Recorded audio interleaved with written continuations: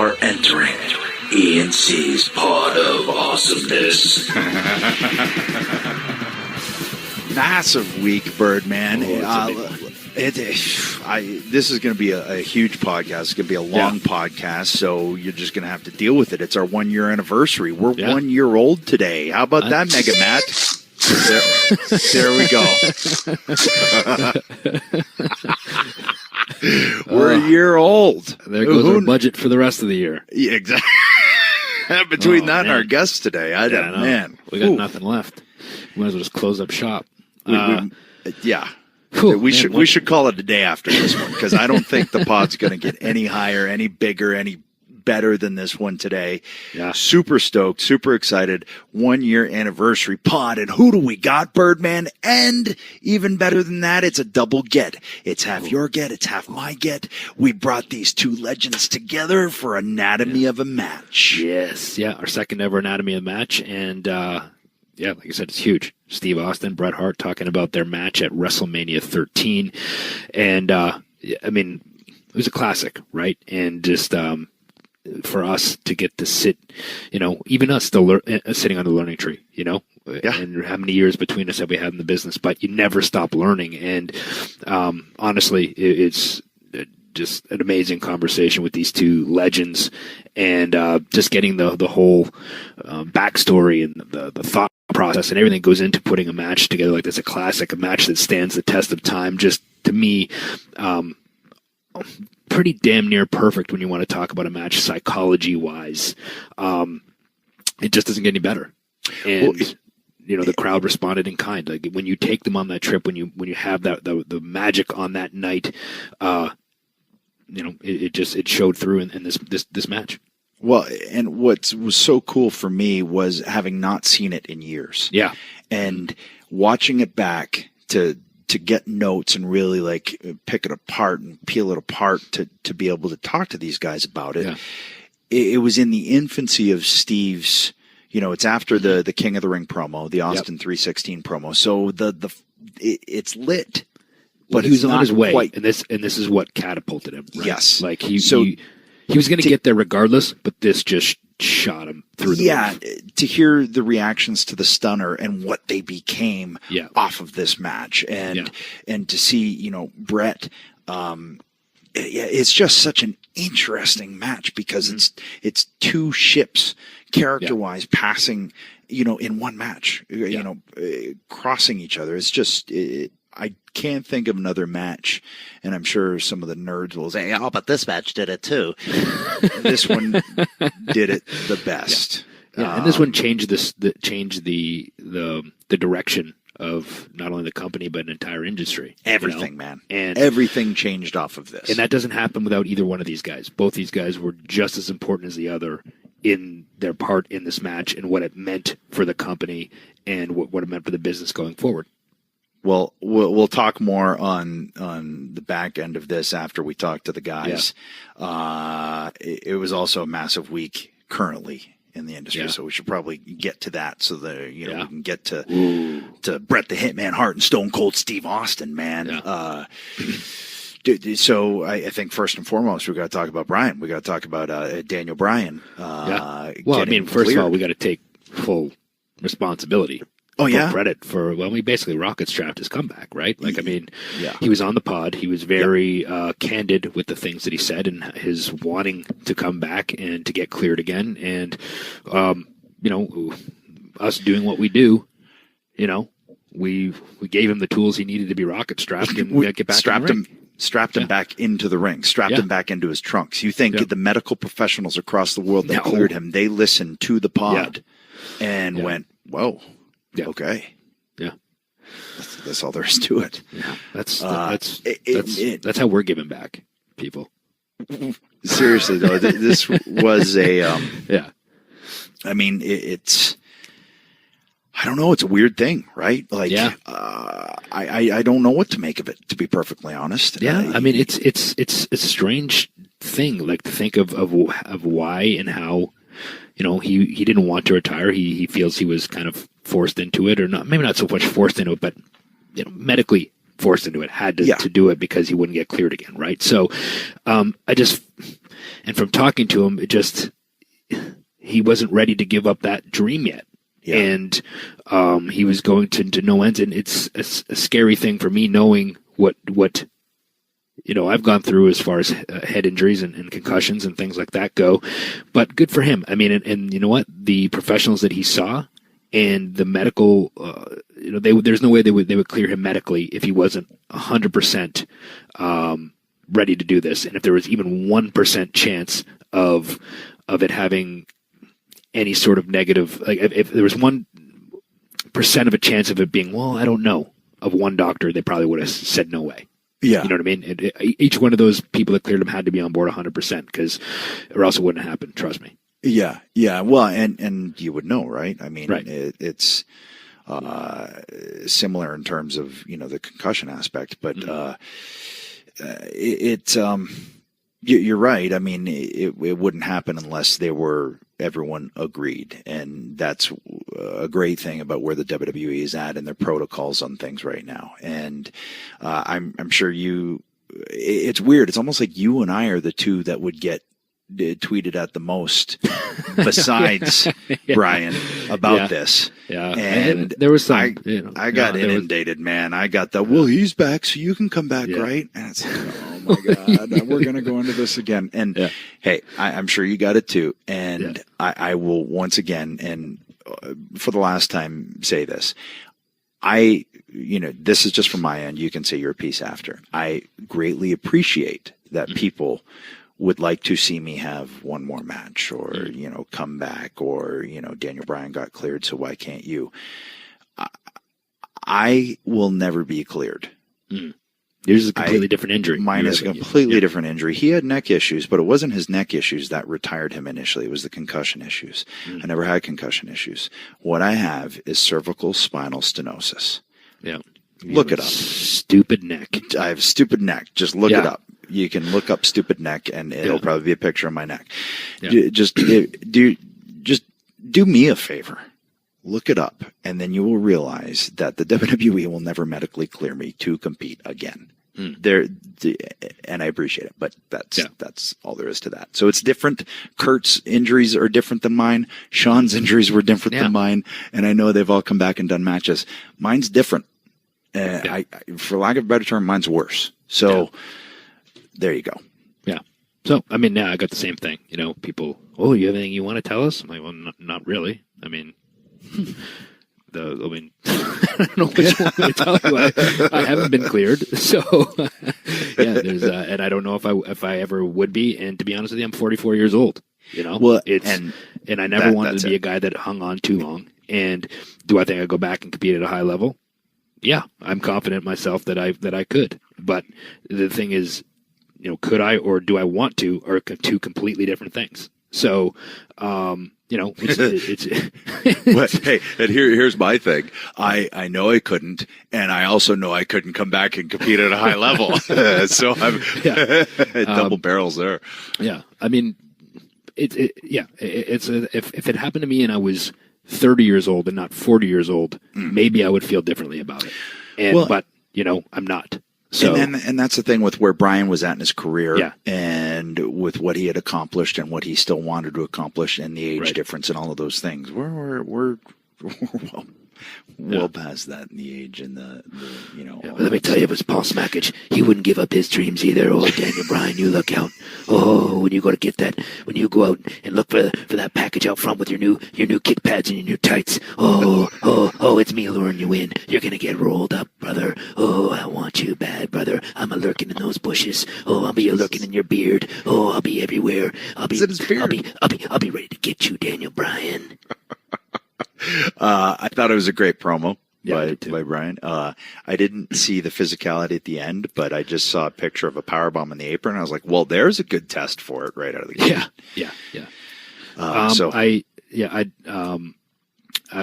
the promo as well. I thought the promo was really strong. And anytime that you have a guy going out there and talking real with real emotion and a real life story, it's hard not to cut a promo like that when it's real emotion.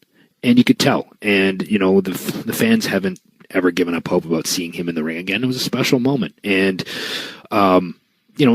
think about the emotion that he had, like just working so hard, like literally the only people believing in him are basically himself and his wife that he could get cleared again, right? Yep. And, to go out there and be able to deliver that message and say your piece and basically say, I'm back, it was strong.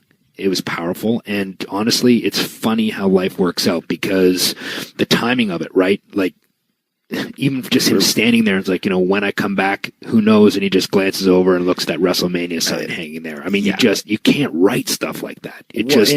Even on a different, deeper layer than that, it was New Orleans where he won the world title and really kind of at the peak of his popularity. And 3 years later, here we are going back to New Orleans, the same building. I mean, it's storybook, right? There's certain moments that kind of transcend past the kind of the confines of what pro wrestling is, and it's like you said, when it's real, when there's real emotion, when you can tap into that, and obviously this was that, and I think retirement speeches are that. I think the match we're about to talk about today really, was able to dive into that territory, and obviously a promo like this. So I'm happy for him. I just hope he's okay. That's my biggest concern. Yeah, I think he's a smart enough guy that if there was, if there was any doubt whatsoever, I don't think with him being a new father and all those sorts of things, I think that he would always put his family first because that's the type of guy that he is. So wish nothing but the best for him, and I'm sure he's going to come back and pick up where he left off and be amazing. So good for him. Yeah, it'll be interesting to see if there's any rust because man, that'd be a. In the physicality, he looked pretty damn pumped to be back. Those drop kicks he was throwing in the corner, I don't think I ever saw him like throwing those that good when he was going. I was like, oh, he's ready to come back. He's been waiting for this for a while. 2 or 3 years of pent up frustration taken out on Sammy and Kevin's face. Those drop kicks were crisp, and the way that he was like kind of flipping over when he hit them in the corner, just like they were nice. Yeah. And he was out there bumping like a fiend. So welcome back. Yeah, but I think he's had that pent up for a little while. But it'd be exciting to see him back and wherever they go with it. So yeah, it's a big boost for WWE, obviously because of his popularity, and a big boost for fans because they love him. Yep. Good to see it, and good to see one of the nice guys be able to come back and do the thing that he wanted to do. Right. So now also some big news this week. Or let's save that one. For third up on the docket. Let's talk this Ultimate Deletion, shall we? Now, last week, I'm always catching flack for opening my yap on this show, and I said that I thought Cena's promo was kind of hokey, and I stand by that. And I thought this week's promo about Taker was more along the lines, but there was still those elements, especially when Kane came in and he's looking at the crowd really over the top, and I'm like, oh, but there's the right time for hokey, and the Ultimate Deletion is it's meant to be that, and it should be that, and that's what it is, and you kind of know that going in. Now you think back to the first one in TNA, and you didn't know that, so you kind of went, what the hell is happening here? Well, it's this one, the table set, so you kind of know. Yeah. But it's also that wondering, too, like, is he going to be able to have the freedom that he had with when he did it in TNA, right? So, and it was obvious that, that he obviously that he did his thing. I mean, it was. I'm just gonna say it was fucking awesome. I loved it. So I was standing there with my mouth open, watching it the whole time, and I'm just like staring at it. But it was just like, I mean, it was just so like you said, hokey that it just worked for what it was, and just the whole presentation of it, the obviously the thought that went into it, like just the little things they did, like the little Tom and Jerry chase they did, the whole they follow the music, and his wife's playing piano, and my favorite part. Yeah. But my favorite part, the random bobcat shot. Yeah. Of a bobcat just sitting there. Like they get an absolute free plug on worldwide television. Yeah. And then the lawnmower, the Yeah. mower of lawn, Yeah. and the music, and then up into the bridge. It was so absolutely ridiculous that, and I'm sure there's going to be people that hate it. Oh yeah, I think people are either or on it, right? So, but I feel like far more people loved it than hated it for sure. Well, there's not going to be apathy, and that's what you don't want. Yeah. And you know what it is. It's tongue in cheek, firmly planted in cheek, and it's just something different, and it's a little mini movie. It's a little mini B movie, essentially. Yeah, that's what it's supposed to be. Yeah, and it looked like they were having fun, and I think that some of the crowd gets a kick out of it, so, but there's so many moments where I just shook my head and laughed, and in a good way, though. Yeah, I mean, it was meant to be hokey, so and it's good to veer from the norm every now and again, right? Like, I mean, it gets, when you see the same thing, you can change it up, but a lot of times it's nice to throw these ones in there every now and again, because not too much, but I mean enough that when you do something like this, it's a pretty big deal, and people remember it and people are talking about it. And I mean, if you looked on Twitter, it was still trending like hours after the show was over. And man, I think that we haven't seen the full kind of where Matt could bring this character to so far in WWE, and I think this was it. I think that they needed to have this one and kind of hit it out of the park, Yeah, like you said, you can't do it often, obviously, because it would get old pretty quick, I think. But I think Matt is also smart enough to know that too, and you pick and choose the places, but you also got to pick and choose the opponent, because Bray's the perfect foil for that type of thing, and there's not a lot of those characters in the WWE that can kind of get away with that, I guess. I also liked when in Vanguard, yes, whenever like the target would be in the sight, like you'd see the like it computing, like so like Bray Wyatt, like an enemy, whatever it was, would have followed you through, and you went through the different, like it would name like the yard of the what was it called? Obsolete men. Yeah, absolute mules or men or whatever it was. Yeah, so I think it was obsolete men, and then So, that's pretty funny. What's he call his boat? What was the boat? The dilapidated boat, right? No, but it was Skarsgård. Skarsgård, yeah.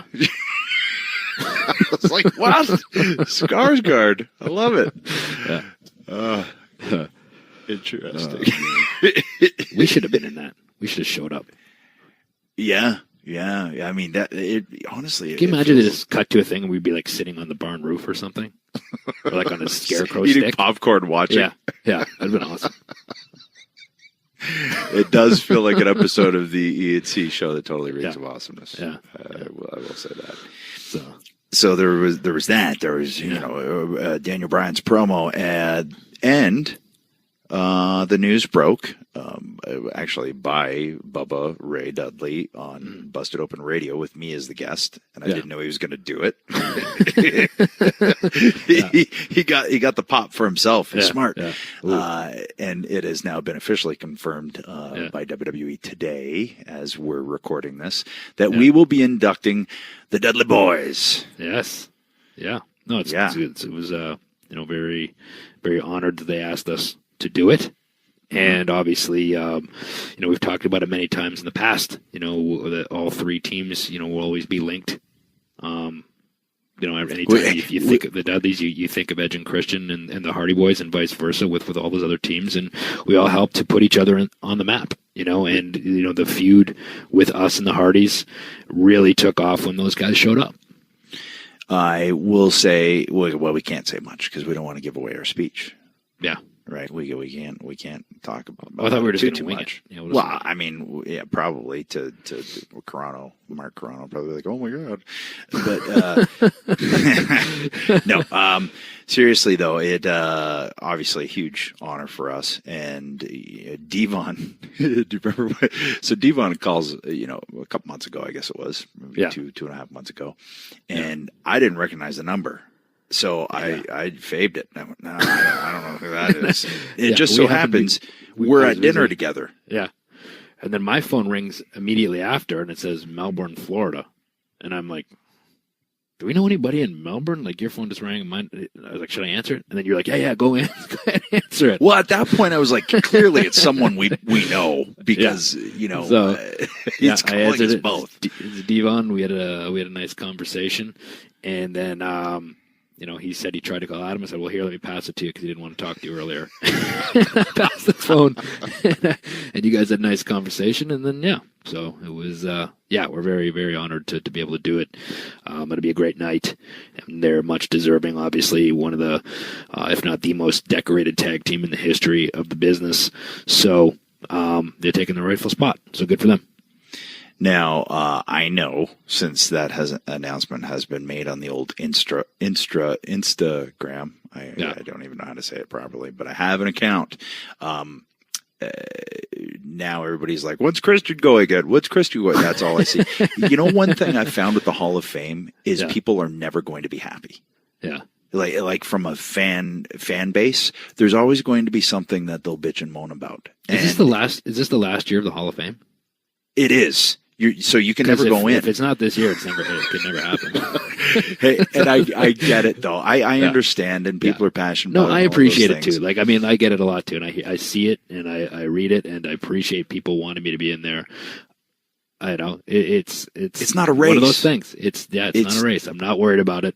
I don't think about it that often, so it's not. It is what it is. It's not a race. Yeah. You're going to go in. China's going to go in. Luna Vachon will go in. And it might not be why isn't Paul Heyman inducted? Oh my God, just shut up and enjoy it. It's going to be fun. Everybody enjoy it. And just appreciate who is going in that night. Yeah. And it's a pretty cool class because Mark Henry also got it. Yeah. So it's fun. To me, it's just a fun night to enjoy and wear a monkey suit for the night and, just. Yeah. Happy for Mark, too. Mark's a good dude. Always got along well with Mark. Always has a smile on his face whenever I talk to him. Funny guy. And obviously had a long, tenured career. And really, those last few years, when he really hit his stride, he's one of those kind of late bloomers, right? Like when he went on that tear with the world title, it's like, man, that guy. I mean, that was the guy that was the Mark Henry everyone was kind of waiting to see, right? And like he kind of put his stamp, put his mark on the company right there, because I mean he was doing some of the best work of his career, actually the best work of his career, and earned every right that he had to be world champion and work the main event spot. Well, I think that solidified a Hall of Fame career right there. Is the whole Hall of Pain, era. It was dangerous, man. You like he came out, it was like, ooh, that mood just changed. And think about that from Sexual Chocolate, from the smiling power lifter in a U.S. singlet. Think about how much he changed his character and adapted and evolved over the years. And I know we've talked about it on the pod before, and that's the key to longevity is being able to adapt and change, change with the times. We've talked about Taker doing it, and anybody who's been around for a long time has done it on some level or another. And somebody Mark's gonna get the ass kicked. Somebody gonna get the wig split. Somebody gonna get their ass kicked. I love this music. I always sang it. Music's awesome. And I remember one time too, Daniel Bryan, I was singing it in the locker room as he was going out, and he's like, "What's he saying?" I always thought it said somebody's gonna get their wings clipped. Like, not quite the same. No. Wig split.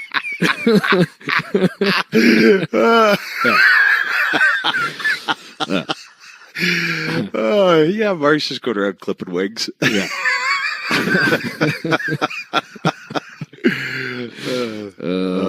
And we laughed. Yeah. So are we? So speaking of big news this week, are we just going to let this slide, or the elephant in the room that we both know is lingering, and you're just kind of waiting for me to say it, or lingering? What? It's like so like a fart. You, like what? No, are you talking you've mentioned on here many times over the course of the previous few weeks that I'm weird and do some creepy things and stuff like that, which I don't appreciate you tainting my image. But are we going to not talk about how your fucking phone calls me like all day long? And you're like, oh, I'm sorry, my phone just automatically, like, you miss me and want to be around me so much. Now your phone just automatically calls me on its own. It's just automatic redial. Oh, I didn't mean to call you, huh? So here's what happens. Last week, as we've talked about, and I spent like the first 6 minutes of last week's pod, talking about it, and I think people were vomiting in their car on their way to work. Ruby was puking all over the place last week. Yeah. In the midst of all of that, I dropped my phone and it shattered. So I took it in to get fixed, and they put one of those little protective gimmicks on it there, little glass, I don't know, thing. And so the holder that I have just so happens to seem to push on the dial button when it closes now. And if you got butt dialed a couple times, yeah. Tommy Blacha, I got dialed randomly. I haven't talked to Tommy in like 2 years now. We'll send random texts in the middle of the night, but the girls are going mental yesterday, and all I hear is hello in my pocket, and I'm like, what? Now look, and it's Tommy. I'm like, I haven't talked to Tommy in like 3 years. Hey, Tommy, what's up? So then the kids are chasing me. They're screaming. I'm running around. Beth's a big rock star, so she's doing, announcing. And then Beth's got a bunch of the random butt dials. But you know what I think it is? Starbucks. I got my Starbucks card on top of my license in the holder, and I think that Starbucks card that I put in puts too much pressure. I just think your phone is programmed itself to call me at all times, because my phone actually told me it hates you too. Suck it. It's like Kit. I'm like Michael Knight, and the phone is my Kit, and it actually says it wants to annoy you, so it keeps calling you. Yeah, I'm going to develop an app. You press the app, and the hand comes out of your phone and slaps your ass. Slaps your ass, yeah. How'd I know where that was coming? Or going? The ass slap app. It's good. Yeah. Yeah. It's no money with that one. So we should get to it. We should probably get to it. I mean, it's a fucking big one, man. The 1 year anniversary. E&C Pod of Awesomeness. Yeah. Right? And we just covered a lot of pretty big territory there. And to me, honestly, this is the apex right here. Yeah. And I'm not talking Randy Orton. I'm talking like we got Steve Austin and Bret Hart on the same pod to talk about just one match. And this was your brainchild, Jay. Yep. The anatomy of a match. It was genius. It's probably the only good thing you've done besides marrying above your weight class and having a beautiful daughter. Other than that, you're the shits. But this was a great idea. And I don't know how we're going to top this one, Birdman. I don't know. I guess we should probably say happy anniversary to Mega Matt, huh? Oh yeah, you. Happy anniversary, guys. It's been quite a year. Yeah. We've started from nothing, and now we are. I'm going to go out and say it. We're the greatest wrestling podcast of all time. Whoa! So we strapped it. Yeah, quite a year. Yeah. Quite a year. Yeah. All in 1 year. All in 1 year. We do say so ourselves. Yeah. Yeah, and I got enough in the budget to buy some noisemakers and horns, which I showed off. And who knows, maybe 2019 we do a spin-off Paul Smackage podcast. Oh, man. Whoa, Paul gets his own pod. Interviewing everybody that's ever used a small package.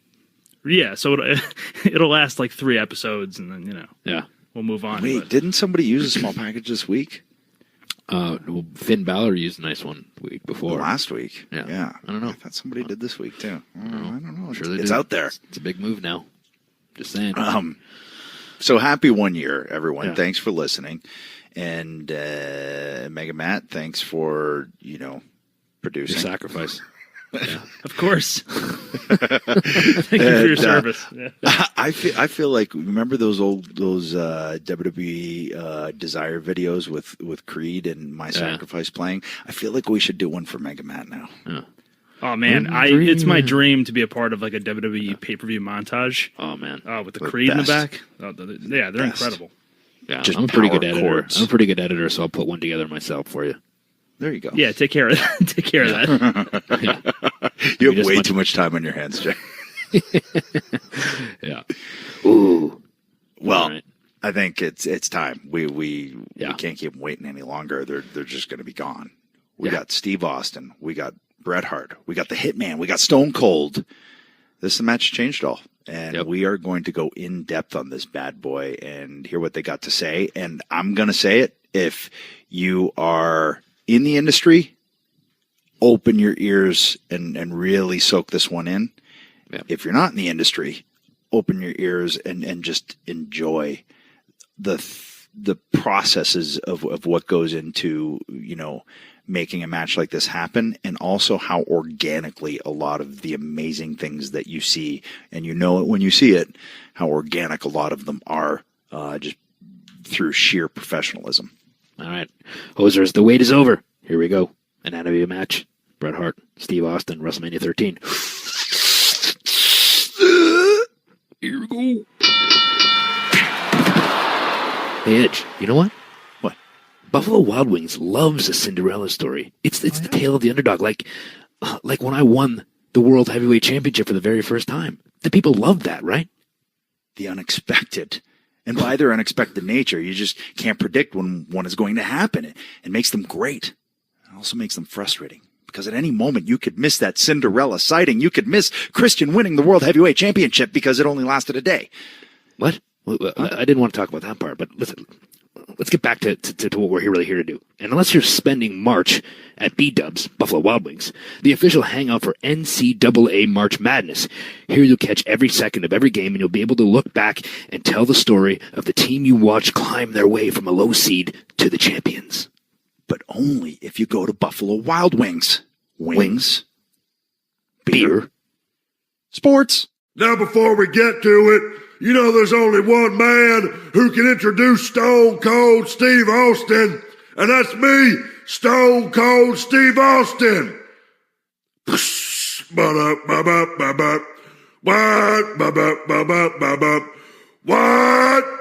I can't wait to hear what I have to say.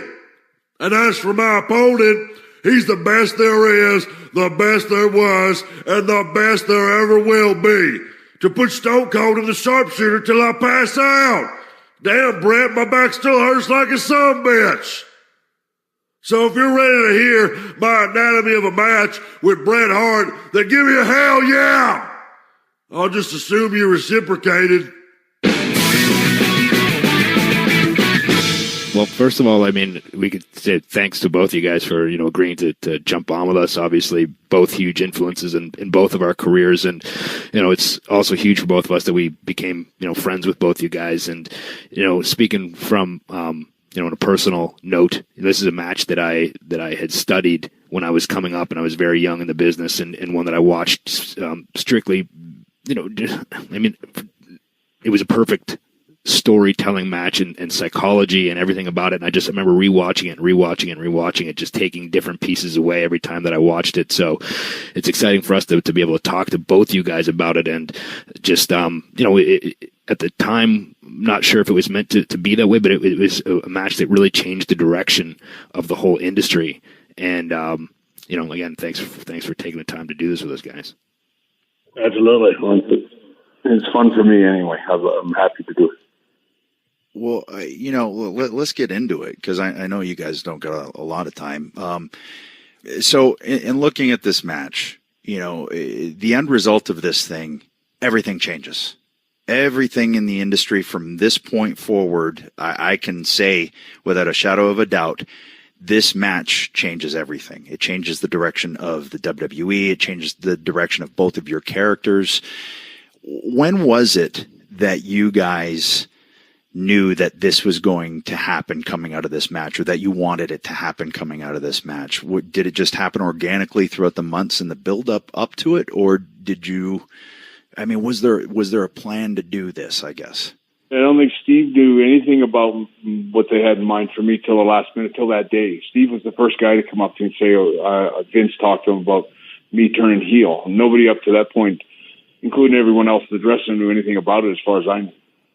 So it was really, we only had, as I remember all of this back at this time, we just worked the Survivor Series, and we had a great match at Survivor Series. Yep. But we didn't expect to work again for a while. We were going to sort of come back a longer break, like maybe SummerSlam or something like that. We knew we were going to work together again, but it was kind of like we had done our thing and we were going to let some time come between us. As things came out with Sean, with the belt, where we forfeited the belt and all that, and suddenly we were both sort of stuck with each other again. I remember thought WrestleMania with Steve was kind of we were going in kind of cold, in the sense that we'd already worked and kind of had done all our best stuff that we could think of to do in the Survivor Series. And I felt like it was not where I'd expected to be working with Sean that WrestleMania, and then he'd forfeited. So I was kind of a little bit in limbo as far as where I was going, and Steve seemed like just sort of a substitute. Even though Steve was hot, then the Rumble thing that led into us. We at least for me, I just kept sort of following the storyline, and Steve was just following his own storyline. We just kept sort of overlapping each other in a good way. You know, I really loved working with Steve at Survivor Series, and I loved the chemistry we had, and I wanted to do something really special with Steve. And I didn't think it was going to happen at WrestleMania. I thought WrestleMania was kind of putting us together a little too soon again, but. In saying all that, once we got there that day, and my whole character was going to change, and Steve talked to me and kind of was not sure how his character was going to go, whether he was going to become a babyface, or that's kind of where they were taking him, but he wanted to take his time getting there, as far as I remember. It was like, so we didn't want to completely turn him, Steve, into a sort of a good guy right out of one match kind of thing. So it's like he's going to stay the same style, and I'm going to stay more an aggressive heel style or babyface heel style. And what I love about the match, right from the start, is just the entrances and when you watch how Steve and I both go in the ring. He was the heel. He was the bad guy. I walk out, I'm kind of cheered, and I'm kind of the cool babyface, and I'm coming in for revenge. And it's funny how we were completely switched over by the end of it, and we never changed our styles. We never did anything other than wrestle the same way we did all the time. And it was just an amazing, I think, a bit of psychology in the two wrestlers being able to read each other's characters. And going back to the Survivor Series thing, when you pretty much handpicked me, Bret, because you were making a comeback from having your knee cleaned up. And, that was a big honor for me, because we had worked at a couple of house shows. I'd started off working with Sean, and I believe we were down there in Houston, Texas, and I just worked with Sean. And you said to me in the dressing room, you said, "Hey, man, that was a great match." You said, "I'll work with you anytime." And that was a big compliment to me, because I was a huge Bret Hart fan before I'd come to the Federation. And, Bret got into business a little bit earlier than me, obviously got started way earlier over in Calgary. So I'd seen his entire body of work. And Bret, is such a high-level guy with such multiple layers of psychology and all the, the technical aspects and mechanical aspects that he brings. And he brought a reality-based, product to the ring. We've always known that the business is a work, but Bret was total reality to me, and that's why I have so much respect for his work. And then finally, when I came into WWF, I shed the ringmaster gimmick. I came up with the Stone Cold Steve Austin thing. I went through, all the little trials and tribulations, and I had these moments where, give me some color commentary, opportunities, working with Aldo Montoya, cutting promos with him.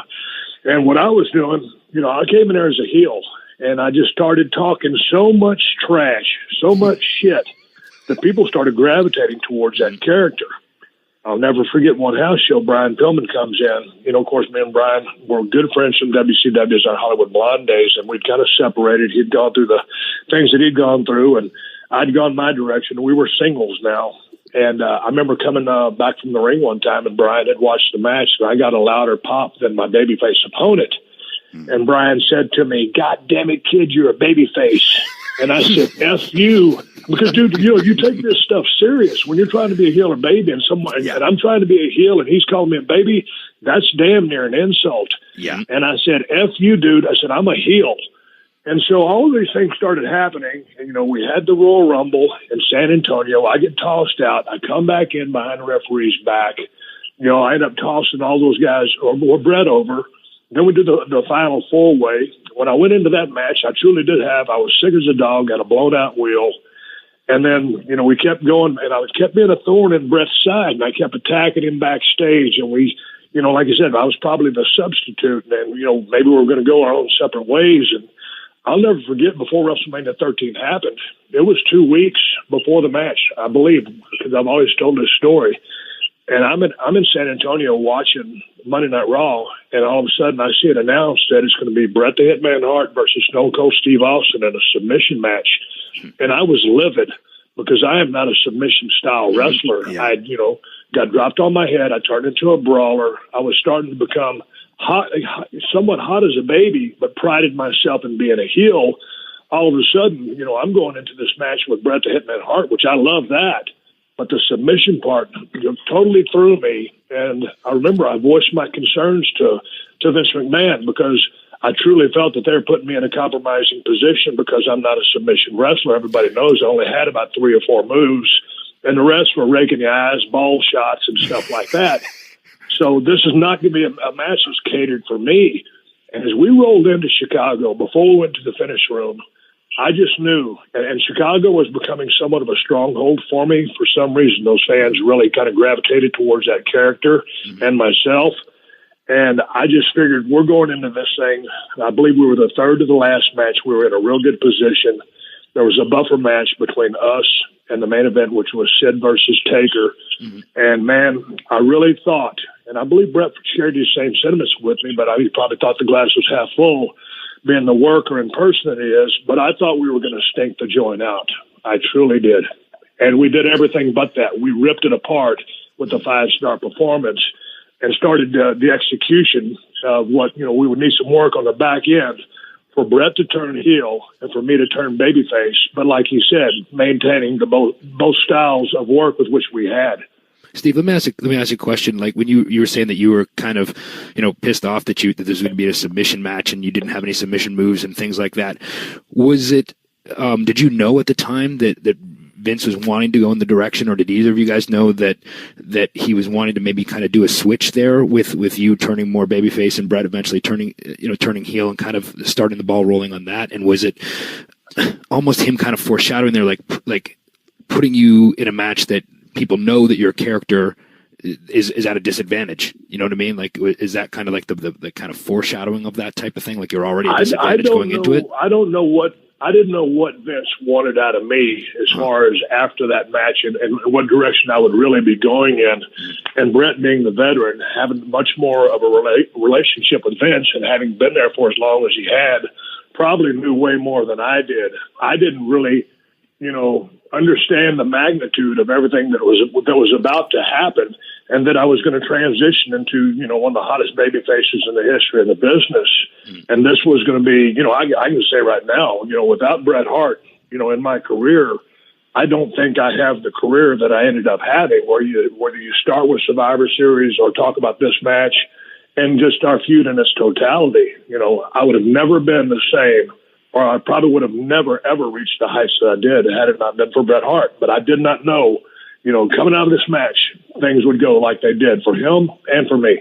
I think too that, like, you said that you thought this match you were going to stink the joint out, and I think something can be said for it too. I think that the best performers, and I've said this a lot in the past, always produce under an immense amount of pressure, and it's almost like when you go out there with that fear, you produce something special. Is that kind of what happened here? Like you just had that a chip on your shoulder that you went out there with that, oh my, this could be really bad, but it ended up being a classic.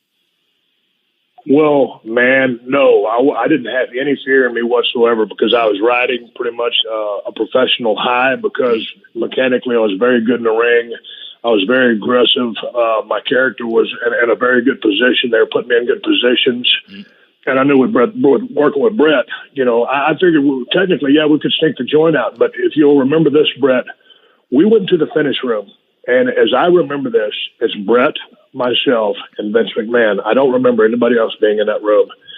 And we're going over the match. And we're not going over the match. We're going over a finish because this is the way it was back in 96, 97, whenever this match was.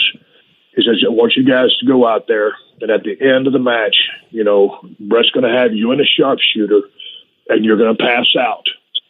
And at this time, there was a no-color policy in the Federation. Nobody bleeds. Nobody does nothing.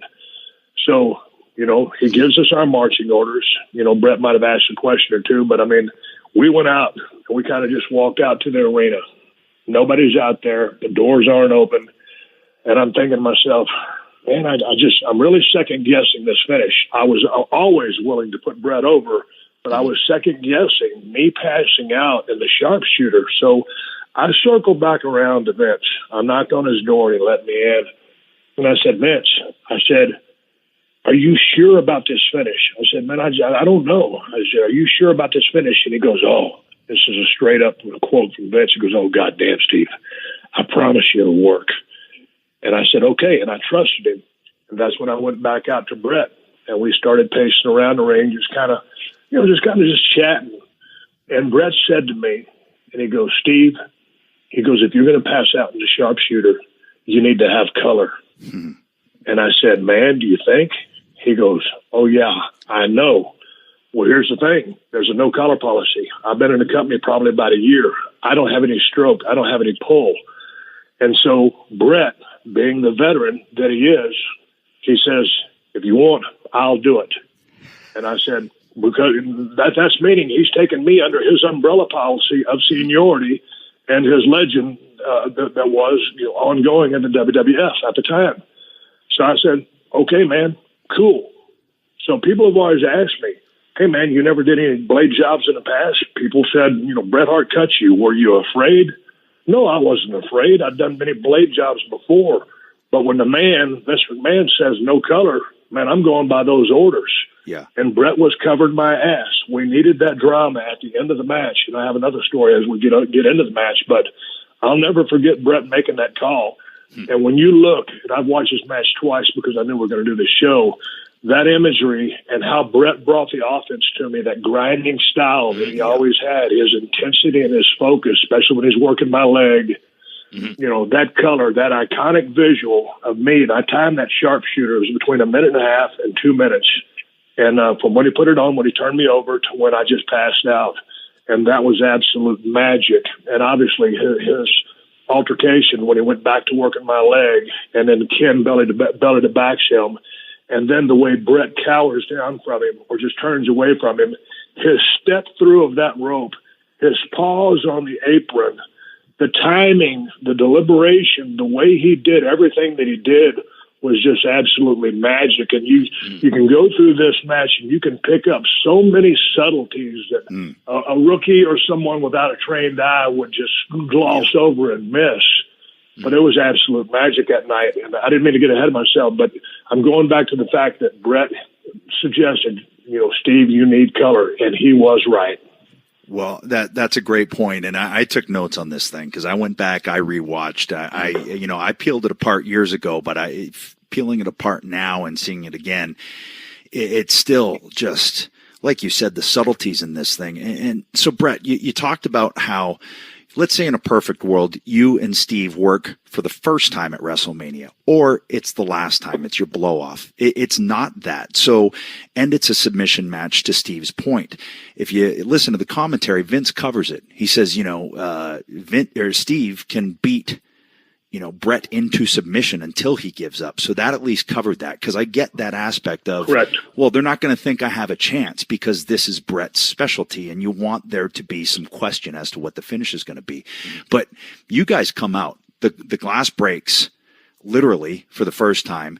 Bret, you come out, you walk over that glass. I mean, you guys are fired up. Steve, you're like a damn bobblehead up on the ropes there.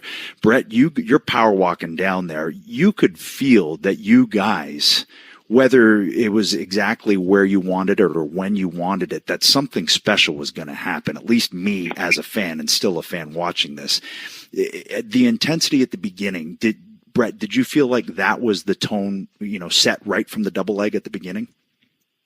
Well, I think, I just want to say, like, right off the bat that, like, before Steve ever came in, I was always going to Vince's office and always going, why don't we have Steve Austin? Like, he was going to Stunning Steve, I think. And, but even when he was in WCW, and then he went to, I remember going into Vince's office and going, why, he's in ECW now. Like, my God, why is this guy not, why don't we pick this guy up? Because they were looking for guys all the time. Mm-hmm. And I remember it was about a week or two later, Steve was in the dressing room and he started for us and, or for WWE at that time. But I always had respect for Steve, and we seemed to, gravitate to each other working wise. Like, we always worked well. I don't remember ever having we always had just great energy in the ring and his character sort of against my character always worked really well right from the get-go. And I remember him working those spot shows in Texas, and I remember going to him, talking to him about how I had always wanted to work with him, and I think I did have a lot to do with him finally getting booked and finally taking a look at him and closer look at Steve. We're going into that match. I think the Rumble set it up really well, and Steve had cost me the title against Sid when I won the Final Four. So, there was so much stuff that we had that was always sort of just on the back burner. We weren't always the primary focus of the shows at that time, but we just sort of really worked well with the bits they gave us. And going into WrestleMania, I mean, I knew from my own experience with Bob Backlund and those, I had an I Quit match with him. And I think it was WrestleMania 11, which was maybe my worst pay-per-view I ever had. And no offense to Bob, because it wasn't Bob's fault either, but submission matches are a death sentence. They are really, you take out half the fun of false finishes with pinfalls. I mean, that's way more spots you can do. It cuts your match in half as far as what you can do. But knowing that and knowing those two characters, I guess Vince, we got to give Vince the credit, I think, for the vision of the match of a submission match. Because I was like Steve, I thought it was really going to be a bad match for us to showcase our talents. So when we, if anything, it should have just been a rematch period. But a submission match limited us, or at least I thought, and I felt the same way as Steve. But I also knew going in there that when Vince had started to he wanted to turn me heel, and I could tell even going into that for the last few months, that was when the fans started to kind of take to the heels a lot more. For there's ECW or what, but I remember the heels were starting to get over, and they were starting to cheer Steve a lot because he was really a cool heel to sort of take a liking to. And the baby faces, and I was at the top of the heap, but I'd been sort of on top for a while, and they were kind of getting tired of that milky white baby face. And so there was a change coming, and we could all smell it in the air, and I could sense that Steve was the guy. He was gonna get over so strong, because whenever you get over so strong as a heel, you're naturally, sooner or later, you're going to turn babyface. Yeah, that's where the money is. That's the genius of being a great heel, and the payoff comes when you turn babyface, much the way Steve did. And I could see all that long before it ever happened.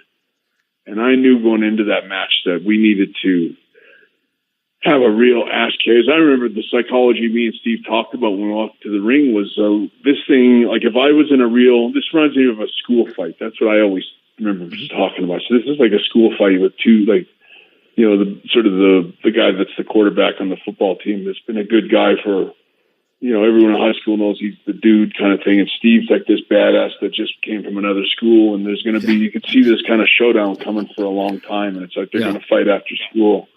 And this was that match. And right from the leg tackle at the beginning of the match, it had a sense of realism to it that I always loved. I really admired the way we worked. It was one of the easiest matches I ever had in my life. There was absolutely just great work, everything. And even I always tell people, I said, this is the greatest match I ever had, in the sense that no animals were harmed in the making of this movie. Like, it was really, the best spot. I remember being in this, the only potato I gave myself was that when Steve Steve threw me into the hockey boards. Yes. My God, that hurt like hell. I remember lying there on the cement going, why did I do that? I ran into it as hard as I could, just like a turnbuckle. Well, I got a question on hell. that. I got a question on that too, because I mean, that, to your point, Brett, that's the art of it, is to not harm any animals in the making of this film, right? But Steve, you took a backdrop down the stairs. Yeah. What the hell? Like, that had to have hurt, right? Dude, that gets them every single time, because I think I was probably on offense there for just a second. We were 50-50 throughout the match. And if you watch this match, one thing I love about it, because Bret is bringing it, he's probably bringing a little bit more offense on a percentage level than I am. He really took the match to me, and then I make a couple of, babyface comebacks on him. But Bret really brought the action. And the brawling was kind of 50-50, but I would probably take it over at that point. You'll watch at certain points in this match, you got to turn it back around.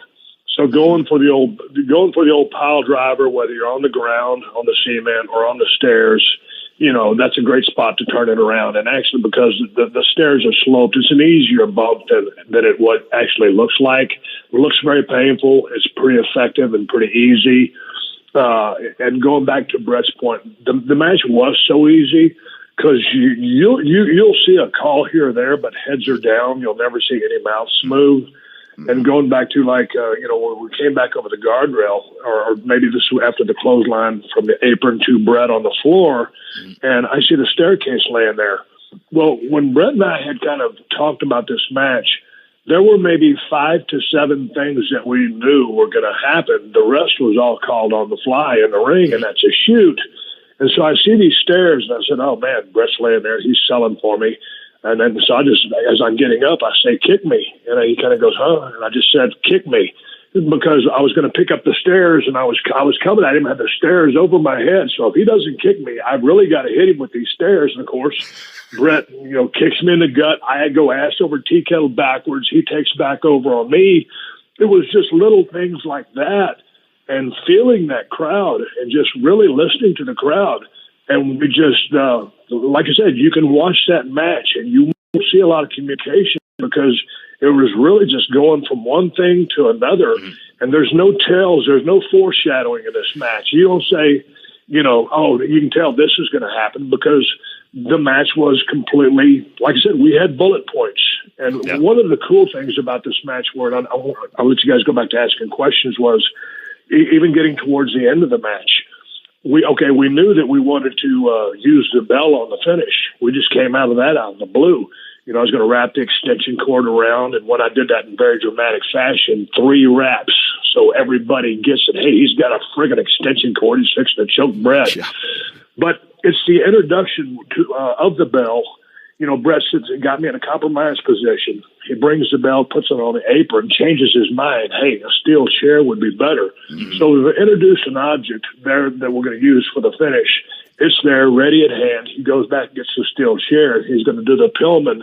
Put your leg in a chair. Put your leg in a chair and jump off the turnbuckle. I beat him to the punch, clocked him with the chair, but it's just little things like that, and we knew that was going to happen. But it was such an easy match to work, and with all the flip flopping and flying that's going on right now, this match, although it was done, it's WrestleMania 13, and we're going into WrestleMania 34.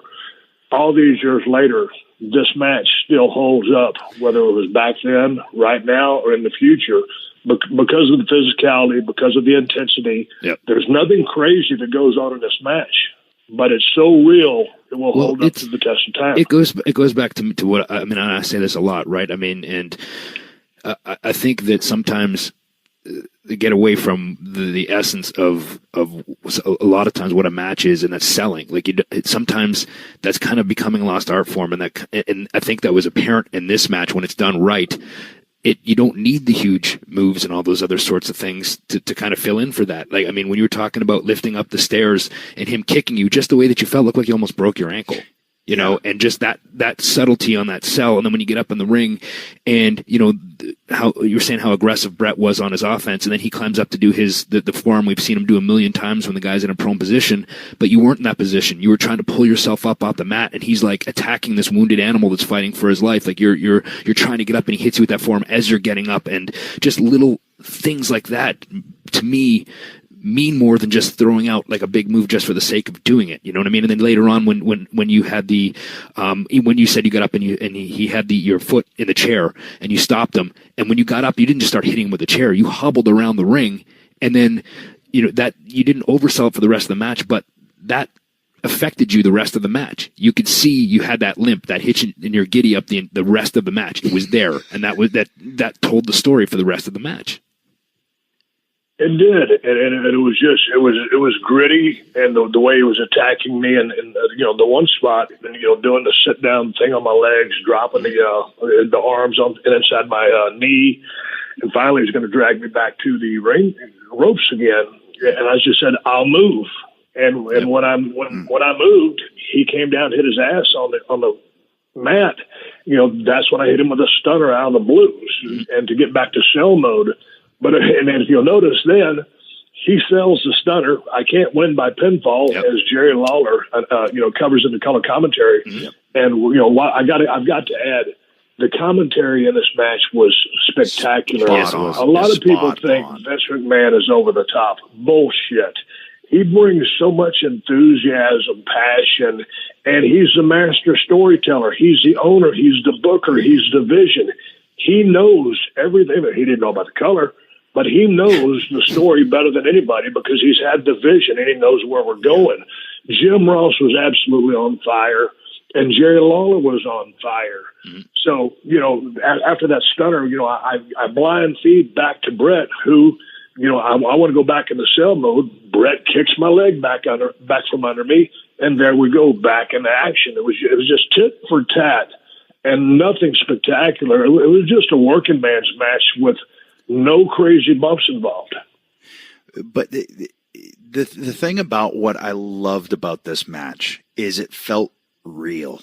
It felt like a fight. It looked legit. And I'm not saying all matches today, but a lot of matches today look rehearsed, look choreographed. This did not look like that. This looked like two guys that were trying to beat each other. Even the swinging neck breaker, Bret, that you hit on Steve, the struggle that you two had until you hit it, those little subtleties that put it over the top. I mean, the crispness was there. It looked amazing once you guys got there. But to get there, there was a fight. And I wish everyone would go back and even just watch that little bit. Watch the whole thing, but just watch what I'm talking about on that neck breaker. And I think that the best wrestling always tries to pretend to be real. You know, it's got to be you want to be real. And I think if there's anything that really shines in this match, it's the fact that we both had realistic styles. Steve was a real kind of character. So there's lots of badass kind of guys like Steve in the world. When his character was forming, it was like such a cool character. I remember I liked him as a heel character. I think, you know, just as much as the fans did. It was just he was a great character to interact with, like to mix everything up with. And, you know, I love the match for its realism. I think I always tell people, so when you watch UFC, like a really, really good UFC fight, you know, at the end, you kind of breaks your heart that, you know, that they hurt each other as bad as they do. And in this match, it's like, okay, you know, everyone knows it's a work, but this match delivers everything that the greatest UFC fight can deliver. And if anything more, like they don't use chairs, they don't use bells, so this is an intense, very physical kind of, you know, build up to this match. It's just the wrestling, the realism of it. I think I always tell people it's the most real kind of match I put on for people. And yet when I say all that, it was one of the easiest matches of my career. It was so easy. And it does make me kind of laugh sometimes when I watch a lot of it back, because I remember I had told Steve, like we had talked about getting the color in the match. And I said, as I remember I asked Steve about doing it, and he said he'd done it a few times, or he'd done it once or something like that. And I remember I said, you don't want to take any chances at WrestleMania. Trust me, let me do it. And I remember he trusted me, which is I learned the first thing I learned in the business, to never let anybody do that to you. And Steve totally trusted me. I said, I just trust me because I'll do it right. And I remember could be a lot of heat. I mean, I could have been just as much trouble as Steve at that time. They had no blood policy for a while, and the toy companies and everybody were on Vince's ass, and like, no blood. And I go, well, let's just pretend it was an accident. What are they going to do? And I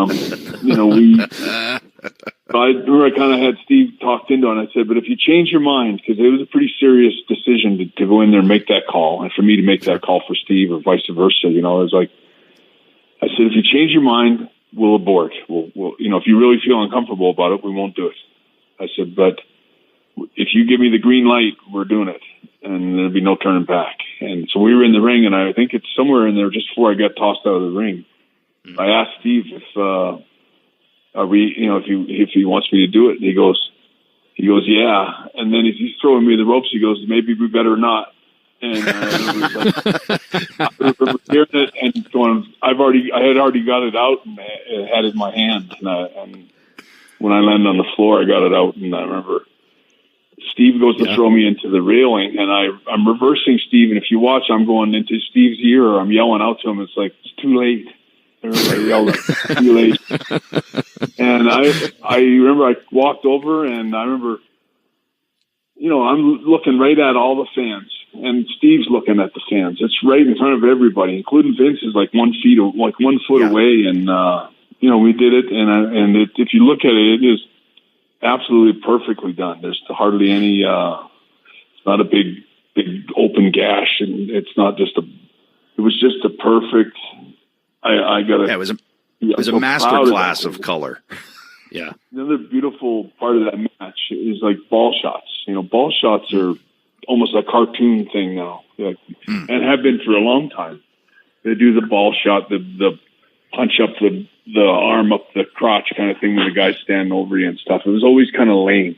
And but I knew with this match with Steve, when I'm punching the shit out of him in the corner, and then when he kicked me in the crotch, there's nobody laughing in that crowd. It's like a shoot. It's like absolutely totally real, and it's and the work behind that. I mean, nothing hurt. He kicked me perfectly, and it's just beautiful, expert wrestling skills. Two guys that really, really work well together. And I'm watching on my screen here in my house, and I'm just watching where I've just cut Steve, and it's like there's no way anybody. This fan's all watching, and nobody saw anything. I remember as real as it can ever get. We were watching. Yeah, we watched it together. Yeah, and watching that reversal, even just the reversal. If you guys, anybody in the industry that's listening to this, again, watch that reversal and watch the way it's done and the way Steve goes into that barricade. It looked like you ate that thing. And Mark Yeaton's running, Howard Finkel's running. And then, Bret, you just shield yourself a little bit from Vincent that quick.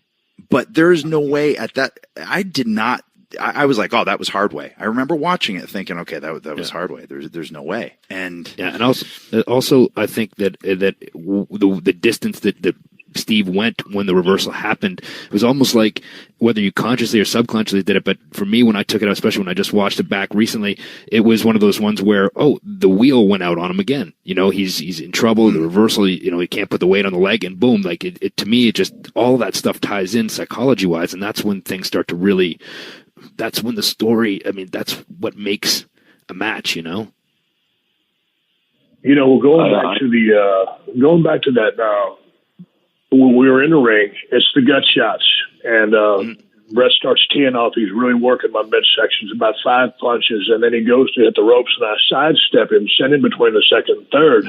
Okay, that's the spot. He goes down. Bret carried the blade in his mouth, spits it out.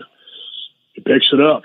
As I'm picking Bret up, because we had the crowd hook, line, and sinker from the get-go, from that double leg. And if you remember the double leg at the beginning of the match, I give him a look. I'm looking off to my right because, I'm not going to look directly at him. I'm just looking off into space, and then I make the attack. So I'm looking him off, and boy, we're at it. So then we go to this spot, the drum shots, and then I sidestep him out. He goes down. As I'm picking him up, what I said was, because we had him hook, line, and sinker, was judgment call. Meaning, if you want to do it, do it. If you don't want to do it, we got him. Sure enough, he comes, and the way he goes in, dude, this is a Surgeon General. Yeah. And again, the only reason I wasn't going to do it myself because I didn't have the seniority in the company, and I didn't want to get my ass handed to me by Vince. So I was under Bret's insurance policy. And so Bret did it. And he did it so quickly. When you watch the way he walks up to me, he actually hits me in the right tricep with it, get a little gas there. You never see him do the cut on the forehead. And then he gives me a couple of rabbit punches and gives me a big right hand. And when he gives me that big right hand, I do a big swing with my head, and I splatter blood all over Jerry Lawler's notes. Jerry Lawler years ago showed me, he had them in his briefcase, his notes from that very WrestleMania. And there was just my blood splattered across his notes. It was incredible. But you couldn't see it. It looked like a shoot. It looked like it was a hard way on the guardrail. And, man, I to this day, and it was that cut was probably only about a quarter of an inch long, if that, and it was not deep. And I hadn't taken any aspirin for some reason. 95% of the time, anytime I've gotten color, being bald, it really works for me, and it is a great visual. And I don't know how Bret hit the spot that he hit, but it wasn't a gasher. It wasn't anything that needs stitches. It wasn't anything severe. It was just absolute perfection. Another part of that match that was a big moment that almost backfired for a little bit was like when we talked about the bell, setting it on the apron, and I appreciate Steve's kind words about that earlier, but we had the bell on a certain side and left there unintentionally. So Steve needed to throw me out at the end of the match. He needed to throw me out on the bell side. Steve, we didn't really think about it, and all of a sudden Steve threw me out on the wrong side of the ring. And as he threw me out, he realized, like, oh fuck, it's the wrong side. And now he jumps out of the ring kind of like hoping I'll fix it. And I'm going, I got to fix this. I got to somehow get to the other side. And Steve's going out to get the cord, I guess is what it was. And if you watch it, it's in a second or two, I got up and fell back in the ring and took a bump inside the floor, on the floor. And then, like, I was dazed and confused. I staggered and fell out on the other side where the bell is. But then Steve would have come in the ring, and I would have been on the wrong side where there's no bell, and I wouldn't have been able to reach the bell. And he would have, so it was just a little small thing, but it was a case of, I think you can see when Steve walks down to get the cord, like it's like, he's got to hoping that I'll somehow fix it and be on the right spot. And I'm right where I need to be on the end, and it works perfect. No one even suspects. It just looks like I'm trying to get the hell out of there and kind of escape. Well, yeah, and to me, it just looked like Steve, this, as this frenzied kind of like those bursts of stone cold. That was one of those, and it's just like it's frenetic at that point, and look out, who knows what's going to happen, kind of thing. But I want to backtrack real quick to the usage of color in this, and. I get why they don't do it now. I understand with all the risks and the ramifications and possibilities and everything like that. But can you think of another match where the use of color means so much and in the truest sense where red means green? Like, imagine this match without that color. Well, I think it's the whole thing. I remember even when it was over, I remember everybody thought it was the hard way, and we just went along with that. It was never really much of a question. And I think Vince asked me about it, and I said, no, it was hard way. And that was the last I ever, and it's just funny how, it came across. It was the perfect, bit of realism it was the visual of it all. I think, I can't say that I saw it other than I knew that, this is where I was not a big juice guy. I was never a big juice guy. there's certain situations, and this was one of them, where you really need some juice to make it work, to make it really. And at this time, which I love in this time period in the business, people still thought wrestling was real, like a lot of people did. And the work that we, perform in this match still lends where people that, especially I find people from foreign countries that don't really watch a lot of wrestling or know, think this is as real as anything they've ever seen, and it's so you go back to that time period and how people kind of didn't know, like the internet today, or they didn't know who was turning heel before the wrestlers did. And, this was instilled, there was a bit of a veil on the business still. And I know from talking to countless old timers, including my dad, after this match, this was their favorite match. I've had so many people like Dory Funk and people talk to me about this match was just their favorite match, what they all did years before of realistic kind of credible wrestling matches of the highest caliber, from Harley Race to, all the guys that came before that were hard-working wrestlers that sold the realism of it. And I think, I really, when I look at this time period, I go, it was really changing. The fans were changing, and there was a confusing time. I know going into Chicago, I had a lot of kids that were my fans. I still was over with small boys and young kids, and I started to lose the male team. Like they were starting to I still had the old timers, but they were starting to go for something different. The bulk of the youth in wrestling, the audience, were like teenagers or males, I think under 30, and they were starting to go for the bad guys. And Steve was such a unique character that even then, that's when I really loved the Steve. I know Steve's career took off in all kinds of ways after I left WWE, but I mean, I loved this time period. I mean, he was such a great villain, and such a good promo that was fresh and different. And I've always been really proud of Steve and his career. And this match, I know that, like Steve said, that maybe had a lot to do with his success. Steve would have got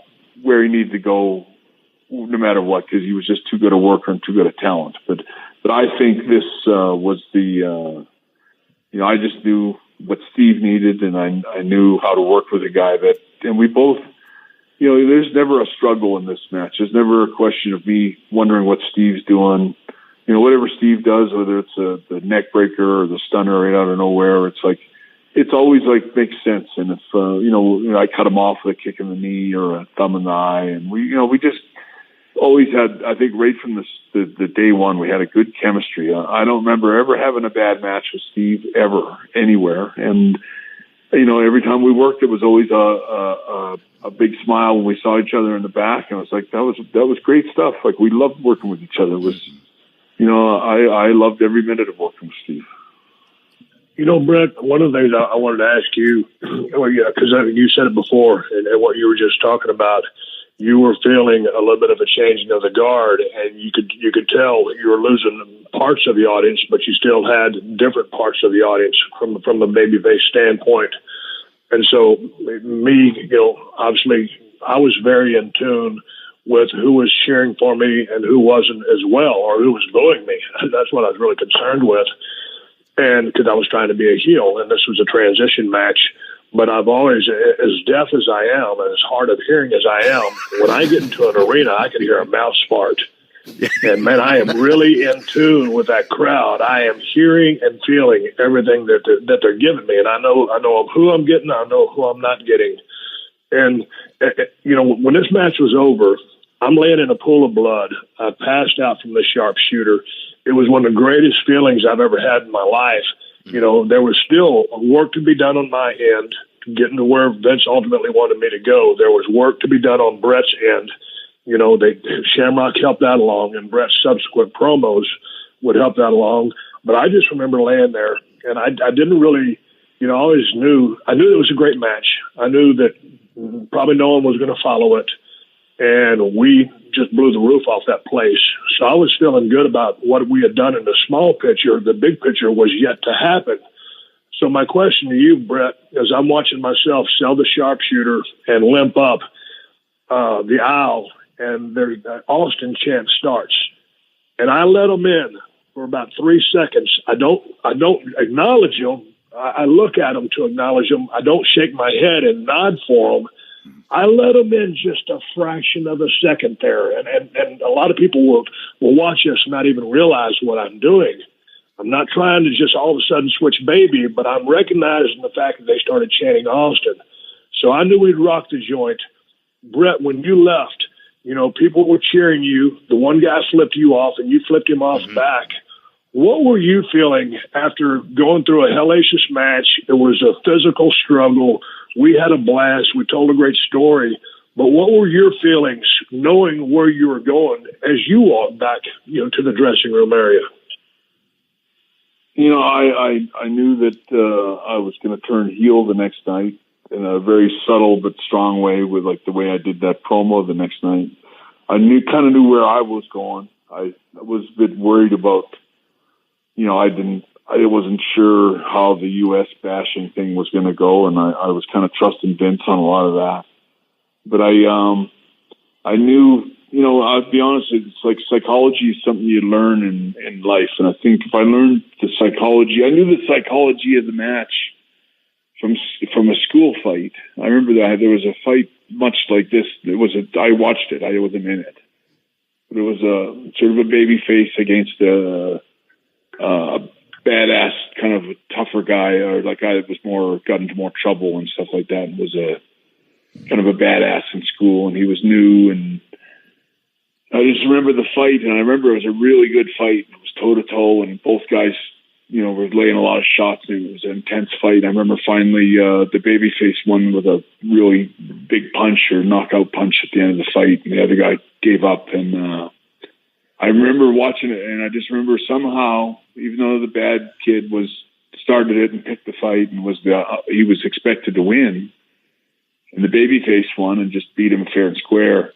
I remember it changed at school. Like the next day, the guy that lost, everybody loved him. Everybody had more sympathy, and he became somebody that he never changed anything. But anyway, the whole thing was played out like I remembered it in school. And I remember Steve's character at that time, and I kind of knew that I knew with the blood and the way that match came off. I knew that I had helped make, Steve was over for everything he had done on his own, but I knew that match and our sort of working together and piecing that masterpiece together was in fact a masterpiece, and that was going to, be a game changer for him. And I think it was. It just sped up a lot for Steve. I think everything that was going to come to him anyway. But I also think Steve learned a lot working with me. I mean, we'd worked at Survivor Series, which was really good. We had some really great chemistry in that match. And I recommend anybody that wants to watch a good match to watch that one too, because it was just as good, or in a lot of ways comparable. But when we got to WrestleMania, I think we had worked enough that we didn't want to do what we had done before, so we got to change it up and do something different. And that's it. Is the brawling kind of badass tough fight that we had. I loved it for that psychology, and I think going back, I knew Steve was going to be and I remember Steve talking to me about it. He didn't want to turn babyface too quick. He wanted it to be a really slow evolution where, he was maybe thinking of turning heel a year later. And I was thinking, well, good luck trying, you're going to be turning babyface a lot faster than I think a year. But I wanted to, whatever Steve wanted to do, I wanted to help him achieve that. And if he wanted to take his time before he turned into a babyface, then I would try to help that. And, I think that the psychology of that match was just the perfect formula for Steve to launch himself even more into that character, that badass character. And not to mention, I think the genius of the screw job and Vince playing the bad promoter and all that coming up down the road was just classic stuff, and new and ahead of its time. Nothing had been done like that in the business before, and Steve's got to walk right into all that. It was perfect timing, and I've always been really glad about that. Well, in this match, I think, Steve, you wanted it to come, maybe later. But there was 2 points in this where it was undeniable to me that, you were definitely going to turn babyface and maybe sowed the seeds of becoming, the biggest babyface in the history of the industry. And it was after the nut shot, which, by the way, again, back to your point, Bret, it meant something, and it looked like a hoof from the basement, like your nuts would be in your cheeks kind of thing after that. But then it was the chest buckle. It was the sell off of that, but it was Steve's sell too. That fired up, chuck to the corner, the stomp, the double birds, blood everywhere. It's like, okay, that, and to me, Steve, when you were in the sharpshooter and you brought that one hand up and you dug it in like you're in a damn trench, digging into the dirt, getting ready to come up for that first push up, I was like, oh man, that was it. That right there is, to me, the 2 moments where, as a fan, it's undeniable. I would agree with that point too, and I was thinking the same thing. And also, if my memory serves me correct, when you hit the double bird, was that the only time that you did it in the match? Because the roof blew off, like you were stomping them down in the corner, and you threw those double birds, and the roof about came off the place. You did it to Shamrock real quickly too at one point. Well, I did it to Shamrock because Bret is working the hell out. And so, he was asking me, do you give up or did I want to quit? So I just give him the double bird. So that one almost didn't count, but, and they covered it on commentary, that I was answering, his question with sign language. And then going back to Bret, I entered this thing, I got a good response going out, but it was more heel. I got some positive. I got a lot of cheers, but I was more of a heel. Bret was way more of a baby, somewhat of a heel. Just some entrances. And then, there was 2 moments. The one when I fired up on him with the chair, I caught him with the chair on the turnbuckle, hit him with the flat chair on the back, picked him up with just like basically a scoop slam, sent him into the turnbuckle. That's when we switched it back around. But then going back into the stomps in the corner, I remember stomping people in corners before, but never had I done something like this. And it was totally on the fly, totally organic. I just started off because when I talk about, great baby faces, I always tell baby faces, and I talk about it almost every show because not everybody still gets it. As long as I've been saying this, if you're going to be a great heel, you have to have a mean streak. You have to be legitimate, but you have to have a mean streak. Yep. When it's time to get that heat, as a baby face, you have to have fire. Now, all I knew was I needed because whether you're a heel or baby, there's that explosion when it's like that guy's beating the shit out of you for a while, and it's time to make that comeback. And so it was a display of fire, and people they just came like fire for that. And it was just stomp, and just Bret, the way Bret sold it went down. And then I just started going into the rapid fire. People do that to this day. I've emulated that spot. And then there was a double bird, and that last one was a stiff one right to the forehead. And it was totally working, but I know it didn't kill him. But, man, dude, that was totally spur of the moment. And that's how I really felt, and that's what that character did do. And, it just ended up being the perfect thing. And especially with the direction with which I was going to go, whether I remained heel or babyface, you have to get animated. You have to give a shit. Yep. You have to be emotionally involved. If this guy's we've been battling back and forth and the stakes, everything's on the line. I ain't going to tell this guy quit, and he's not going to tell me he quits. And it's a friggin' fight. And so that fire up was paramount, to that match and to where I would go, because as you listen to the commentary, it's all skewed to, like Lawler says, if Bret loses, what's he going to complain about next? He's a whiner. And then they covered my ass. Stone Cold never said he quit, so commentary is all in line. But that little spot in the corner was just on the fly, ad lib, magic. Yeah. I knew it needed to happen. Bret did too. I didn't say, hey, I'm gonna stomp you 10 times. I don't know how many times I stomped him. That was totally off the cuff, and it worked. Yeah, and I want to back up to what Adam was saying too, and just to point this out, that nobody took a buckle like Bret Hart took a buckle. I'll just say that. Nobody. Yeah. It looked like a finish. Yeah. I think Bret's always prided himself in taking those. I did always pride myself on the front turnbuckles and the back ones. I think I'm paying for all that now.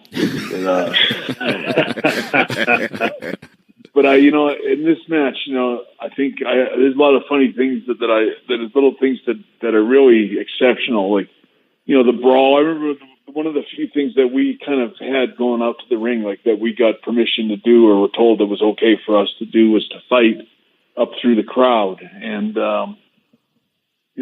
nobody had done that, or that I remember, unless it was by accident at a wrestling show where it was planned. Like, you got permission to go fight all the way through the crowd, up the stands, everywhere you want, for as long as you want to make this match. Because I think that was a result of us complaining about the submission aspect of the match and how dead it was going to be. Just, I wasn't a big fan of that idea. And as Steve already said, but the punches, I remember fighting and throwing punches on Steve. And even if you watch like today's wrestling and you watch punches, the punches in this match are so close. I mean, the fans are right there. So it's like they're right inches away from me throwing a punch.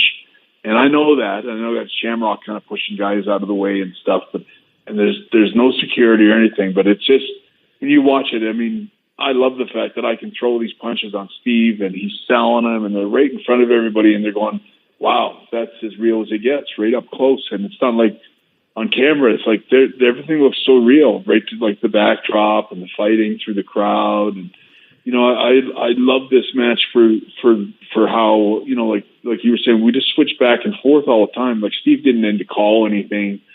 And I'm aware of Steve's, what he's trying to do and how his character is. And there's absolutely no rush or panic anywhere in this match. It's two guys that are so totally relaxed and trustful of each other. Like there's no hesitations or scrambling, or even from the bell being on the wrong side, there's no panic. It's just super calm, right back to the fixing what we need to do to keep telling this beautiful story. And I love that about this match, that we always had this chemistry. And it's probably, when I think back, it's probably like back then there was Vader and guys like that, and the Final Four. I think the reason me and Steve kept working with each other is we didn't want to keep tying up with Vader. We just kept doing that to each other as much as possible. Steve with the flu and all that, and even the Rumble. The Rumble is a big part of the heat of this match. When he cheated me out of the Rumble, I was still a babyface. And I'm really mad going into this match. He screwed me out of the title with Sid and hit me over with a chair on the apron and cost me the belt for my fourth title win and all that. So there's great. I remember going out like, I should want to kill this guy. This guy screwed me over at every turn and is a son of a bitch. And I'm out to get him. Like this is a huge heat match. Steve's a super heel. I had so much heat going into this thing. And Steve was a total heel. Like if you watch that Rumble and you see the look on Steve's face when he sees me come out, he's totally the chicken shit heel that panics right away when he hears my music and all that. And to switch all that to this dog fight that we have, and Steve getting that sympathy, and everyone going at the end of it, you know what? They love Steve Austin better than the guy that won it. And even though I was a good guy, I wrestled Steve. I always loved that about my matches. I wrestled just the same way I would have wrestled him as a babyface, just a little bit different facial expressions and just little things. But it was, I think, two guys that sort of had an idea of what we would and wouldn't do to make each other's characters. And I think I always trusted Steve in the ring, and Steve always trusted me, and we always had a sort of an understanding what we were trying to do together. And I always thought it was just magic, all the time. Yeah, another one of the little things that especially at the end when you talked about, you rolled out to the other side to get to the right side where the bell was, and then Steve comes in, wraps the cord around you, and you, out of desperation, swing the bell back and hits him. Just even the way that he was just laying there in a heap, it just looked, the visual of it, and then trying to pull himself up and get back in the fight, and you grabbed his foot, and just the way you subtly pulled him was like an animal like jumping on a wounded gazelle, like a lion jumping on a wounded gazelle and pouncing on him, and to take advantage of that injury, and then you put him in the sharpshooter, and then you start to go from there, and like those visuals from there with the with Steve fighting. Like, to me, that is just maybe the greatest visual, I think, in the history of a WrestleMania. You know, there's never been called a gazelle, and talking to Bret and listening to him. You know, I was just watching this match back, and you're 100% correct. I had never knew that I'd thrown you out on the wrong corner, and I saw you covering, because I remember I go out to get the extension cord, and I just saw you. I did throw you out of the wrong side, and I never knew that. And here's two other facts. When we were brawling up, this is one of my famous things, that if you watch some of my matches closely, you'll see me do this. Like, there was a guy, this is back when I used to walk around with the Cokes and say you Cokes while you're still in your chair, and there's that guy there. He wasn't a plant. That was a real guy selling sodas. So I didn't blow up at all, neither did Bret, because we're both in impeccable shape. But I could use a swig of Coke or a swig of water, so I stole one of the Cokes from him. I drank it. My character would do that. Plus, I was a little bit thirsty. And then I throw the Coke on Bret. I go back to grab that tray from that guy because I was going to wrap it around Bret's head, but he wouldn't give it to me, and it was strapped to the back of his head. So I said, well, fuck it. I can't take it. I can't wrestle from this guy. And so me and Bret do action. And then another thing that happens in the match, early on, we go outside the ring, and I'm going to suplex Bret and crotch him on that guardrail. So I do that. Well, the security guard is in the way. So Bret hits his leg and kind of splits him over a little bit. And we wanted to maximize that bump a little bit better, but the guy got in the way. And as I take off, I go to clothesline Bret. And as I'm clotheslining Bret, he's straddling the guardrail. If you watch his back in the beginning of the match, as Bret is going ass over tea kettle over the guardrail into the audience side, I can feel his arm underneath my stomach, and it starts torquing. I'm thinking, man, I better get off his arm because it's going to break, because something's got to give here. So if you watch me clothesline, it's Bret's right arm. I can feel it underneath me, and I come up off of him. You'll never see me do it, but I was cognizant of the fact that his arm's about to break if I don't get off of it between the fulcrum and that guardrail. So, yeah, I never realized that I'd thrown you out of the wrong side, Bret, but you are correct. You know, at the time, I remember you actually, if you look closely, you see you kind of cuss him as you're walking down to get the apron, to get the cord, because you telegraphed to me, because you knew in the ring, you said something along the lines of, I fucked up, or I'm on the wrong side, and it was like, sort of like, okay, so I know, and I realized that we were on the wrong side too. But you were aware of it walking down, and you basically knew, like, okay, I'm going to go down and get the cord now, and somehow you got to get on the other side. And that's exactly what I did. It was because you tipped me off that I needed to get over to the other side. So, I mean, you were still, on top of, you were totally on target still. You know, it wasn't like we had it covered. As soon as it was, again, there's two guys just totally working with each other all the way through, and it was just, when I watch it back and I see it, I know that this is one of the first pay-per-views I had in a year or so that didn't hurt. Like, I remember even a Survivor Series when I wrestled Steve, I was in a lot of pain. I had been off for about a year, and I wrestled Steve after I worked for Sean, and I had supposedly gone home to rest and all this stuff, and I took time off. And when I was coming back that's when they worked for Steve. But I was really sore after the match with Steve. We worked really hard. I hadn't worked I worked a couple of times in the summer, and I worked sparingly anyway, and I was off for 6 months. And so when I started wrestling after the Survivor Series, I was in a lot of pain every night. I'd crawl back to my room every night, and it took me about the Royal Rumble to get where I didn't hurt anymore. Like, I broke myself back in. But I remember being in a lot of pain. Everything hurt, and I was really sore and almost getting where I was wondering if I could get back to my old form and stuff, because I was just aching everywhere. And I started to kind of get back to form after the Rumble, and by the time I got to WrestleMania, it's like it was just a really good time in my career where I was back on track. I had my timing back after that layoff, and if anything, it proved itself in the sense that we had a better match than that Survivor Series match. And I don't know how Steve felt about that Survivor Series match, but I thought it was as good as we could have done. I thought it was a great match. I loved the match, and I thought the intensity and all that was so good. I thought that'll be the best match we ever had. And then, of course, this one at WrestleMania was just a climax even more above and beyond that. It was just such a good, like I said, I always compare it to a good school fight. And had all the psychology of a really good school fight between two really tough characters that were getting ready to deliver a match that had a lot of emotion in it. Shouldn't be understated, too, how important a ref is to a match like this as well. Yeah. And tell us a little bit about the importance and how well Shamrock played his role in this, because I mean I think the job of a good referee is to be out of sight until it's time not to be out of sight, right? And like he played the role to a T, and especially all the way to the end. Like, how important was his role to the overall scope of this? I thought it was extremely important to the match, just because this match was built. It was a hot angle. Stone Cold Steve Austin and Bret the Hitman Hart, and it was a submission match. Anything could happen. I love Shamrock, and I was watching his entrance to the ring, and then I watched my entrance to the ring, and a little bit of interaction between me and him. And then my notes here are Shamrock goes to the ring. He looks great. He has tremendous star power. There was a danger factor to Ken Shamrock, and if anything got out of hand, he could fix it, because he was the most dangerous man in the world for a shoot.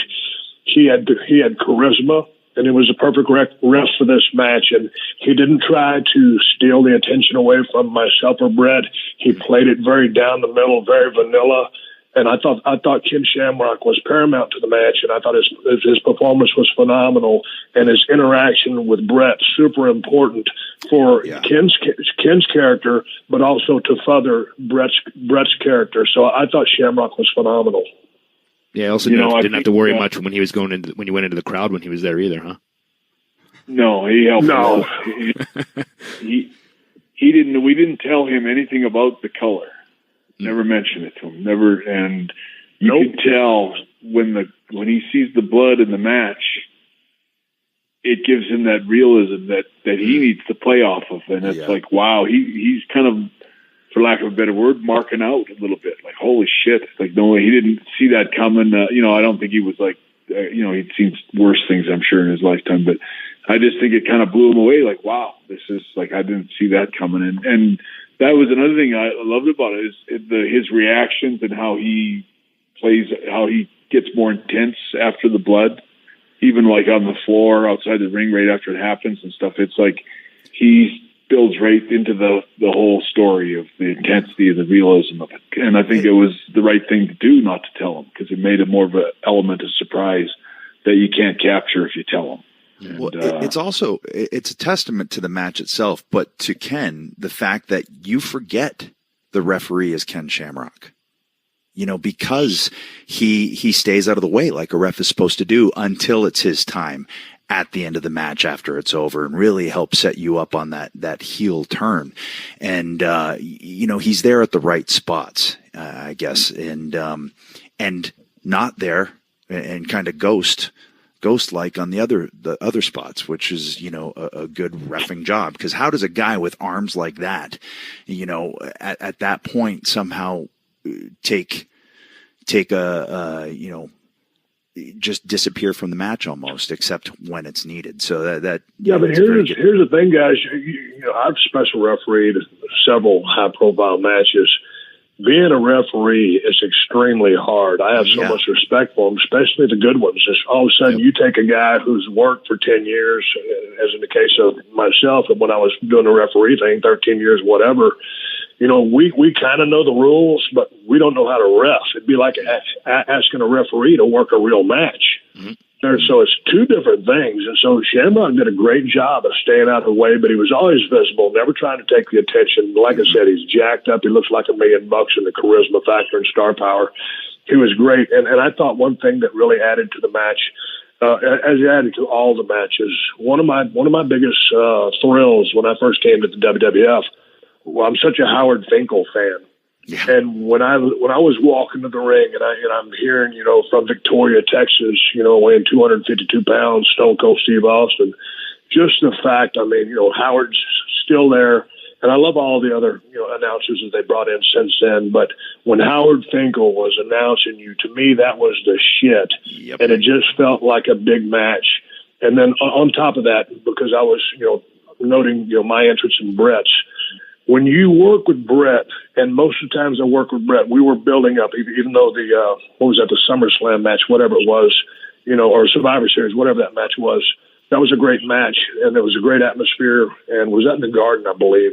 Mm-hmm. Great crowd. The ring was mic'd different, had a different feel to it, but I love that match.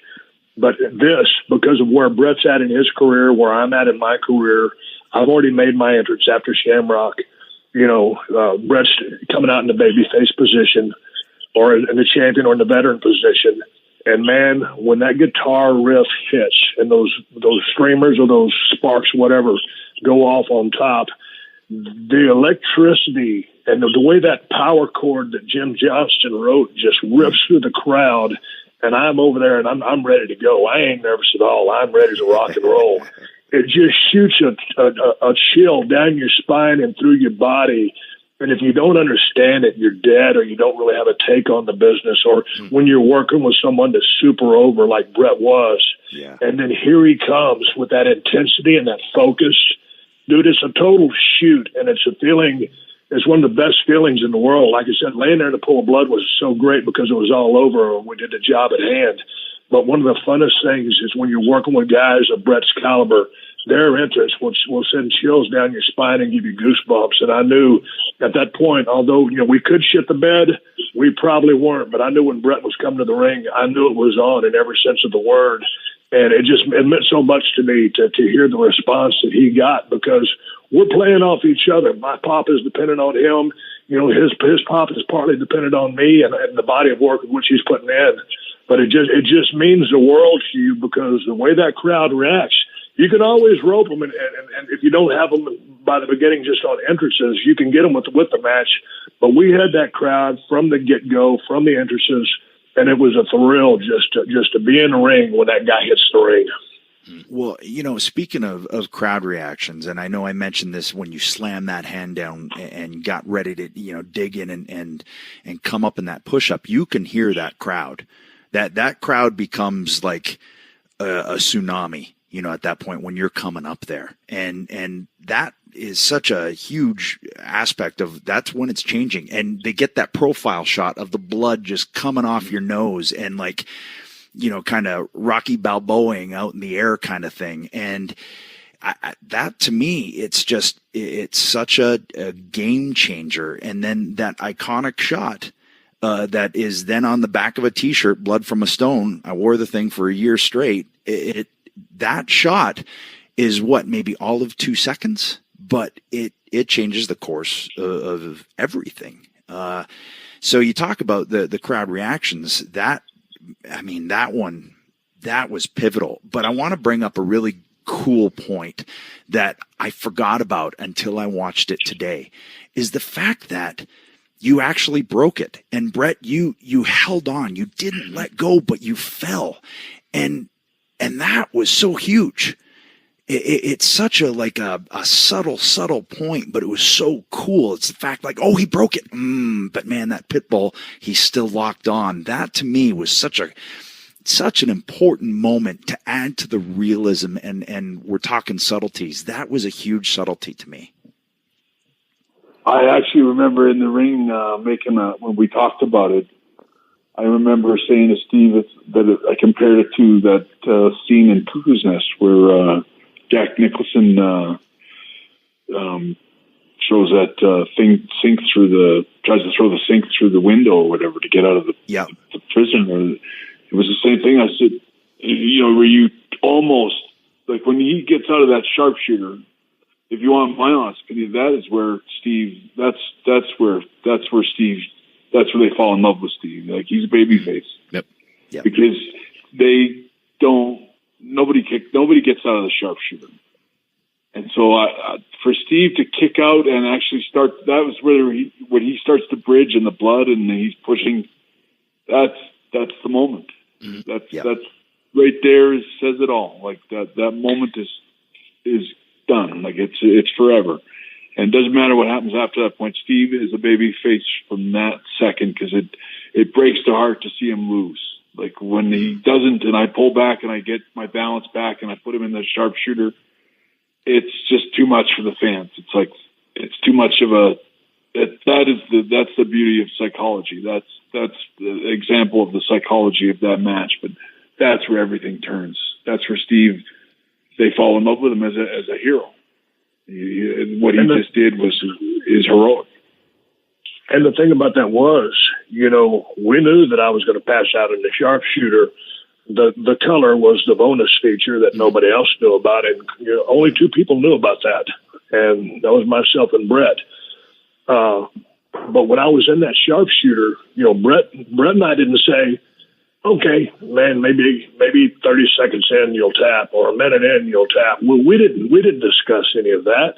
That was a total work of listening to that crowd, feeling the crowd. I started going out before I did that iconic dig into the mat you're talking about, Edge. And do that.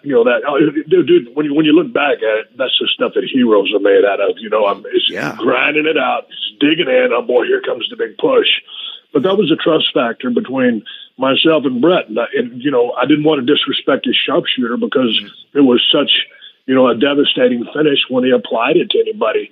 To last, between a minute and a half and 2 minutes with that thing with blood pouring out of my head was just an amazing image. But it's not something we talked about. And I almost kicked out of it. And so that was the trust factor. And that was two guys out there feeling the crowd, working the crowd. And, it wasn't like Bret was giving me the office when to pass out. That was just him doing his part, me doing my part. And that's two pros on the same page at the same time. Here's two things that, as I look at this match and watch it back, when we're in the corner, Bret's giving me some vicious right hands. And I'd done a sell job into the corner, facing the corner, hanging with both hands. Bret spins me around and starts giving me those big right hands, and I give him that big nut shot. And you can hear Jim Ross go, "That was down from around Saskatoon." And so, Bret's just selling a dead sell, which is a shoot. And then I'm out and I start, trying to climb up using the ropes. And it was so effective because, he just beating the shit out of me in that corner. What I wish I would have done now, or this is what could have happened, if I could go back in time, I would have milked just sitting, on my ass in that corner, Bret taking a nut shot. We played it for what it was. I got up and we started taking care of business, and it worked. But what if I had waited 30 more seconds before moving because Bret wasn't going anywhere? Mm-hmm. And then what if I'd have waited a minute? And I'm not sitting here, with a stopwatch just clocking it. I'm just looking at the match and saying, God damn, if I'd have stayed down for a little bit longer, how much further could we have drawn them in? And, that was one thing that I wonder about. And then I also wonder if I'd actually broken the sharpshooter, reversed it, and put it on Bret. Then he ultimately reversed it and put it back on me. Then I passed out. That's a what if. I think it played out perfect on that front. But, Bret, you see what I'm saying on that ball shot? Because we could have milked that for 5 minutes if we needed to. Yeah, I always get mad when I see ball shots that are just wasted. That they're just stupid and they don't even look good. But sometimes they're good. That's one where it's like, that's why you don't want to make them a joke or make them just do them all the time. But when you need an ace under the table, this is it's such a cheap shot. And at the same time, with the blood and everything, and me just wailing on him mercilessly in the corner, it's like, come on, there is a bit of someone just kick this guy right in the nuts, it's like, and when it happens, it's like somehow this most heel thing that anybody could do to the babyface, that I was still the babyface. It's just brilliant psychology, and I don't know where that spot came from, but I remember thinking, because I always worry about ball shots in the sense that they could be, they sometimes they don't react right, and I remember thinking, when I watch it back and I see how I fell back and how I grabbed, it's just the way it would work in real. And, it's just great psychology. Great. It's not overselling that ball shot. I remember just the way I hit the mat and the way I stay still. I could have sat there for a minute and everyone in that building bought that ball shot to the T. And, it's just such great, simple psychology, and wrestling should be as simple as this match is. Everything in this match is so simple, and I love all the little things like Steve said, where like I'm going to get the bell, and then I change my mind. I go get one chair, and I go, no, this one's not got padding on it. I want the other one. Yeah, I saw that. It's all. And then you grab the second one, and there's a Coke spilt on it, which just added. It really did. It's like, oh, he just grabbed whatever one was there, whether it had Coke on it, coffee on it, whatever it was. That just added to it. All of that. I mean, it doesn't look like you said about some of today's wrestling. Everything looks rehearsed. There's no rehearsing here, and there was no rehearsing. You know, we talk a bit about things that we're going to do and stuff, but I think the way I played that with the chair and the bell and all that, and how this chair's not good enough, was all just spontaneous. But if you, like we did, went out to the ring going, if this was a shoot, I remember we talked about just the eye contact at the end when we're looking at each other. I said, we should try to do that stare down. And I said, you should just come right at me, take me off my feet like a shoot, and just go at it right from there. Like two guys on the playground, soccer field, whatever, at school, and there's the big fight, and everyone's there, and it's like all of a sudden it's like, let's get it on, and the guy just comes. It was just great psychology all the way through. I mean, I really, I always think of this match, my Iron Man match with Sean, and even the Wembley match with Davey were really great for me, realism kind of matches, and this one is great realism, and it's all a work. Everything is just. Is the pace, even the pace we cut. I recommend for any wrestler out there that if you're going to cut a pace in a match, you want to cut a match, the same pace that we're cutting in this match. It's not too fast, and it's not too slow. Yeah. Today's super intense. Nobody sells anything, and we get so much mileage out of simple things, an elbow, a kick in the gut, and then we build into things like a nut shot, which don't happen every day, with the chair shot, the bell. I love the bell shot at the end because I know that I totally miss Steve. If you watch that, I totally go over his head. I don't hit anything. I remember going, I hope it looks good because I didn't touch anything. I didn't even, Steve just reacted. I totally missed him on that. I think if anything, I hit him on the back with that bell. And it just looks great on TV, and, even the cord, Steve's wrapping that cord around my neck, which, if you wrap somebody around the neck with a cord like that, you might just strangle him, if it gets tangled up. But I mean, Steve, it's so loose, but at the same time, you look at it, there's no danger to me at all. Like, I've never had my oxygen cut off, but at the same time, it looks so real, like a shoot. And that's what I love about this match, is it has all the intensity of a UFC fight, except for nobody got hurt in this one. It was so perfectly done, even right to the juice. It was like you could put a dime in Steve's head, and it was perfect. Well, speaking of the level of this match, Steve talked about before, with getting the color in this match and not feeling at the time you had the clout to make that call, and you were kind of relying on Bret to do that, and also that the respect that you had and how much you wanted to work with Bret and how much it meant that he kind of handpicked you at one point to be an opponent for him. And Bret, you saying that you felt like Steve had learned some stuff, from you out of this match and the other one at Survivor Series, and from coming out of this match. Now you're on the trajectory of your career changes, Steve. It just skyrockets. What were the tools that you took away from Bret or from this match? And I've always felt like you don't really know what it takes to be a top guy unless you're in there working with top guys and seeing the work that you have to put in and what it takes. What was it that you took away from Bret or this match that helped you on that rise?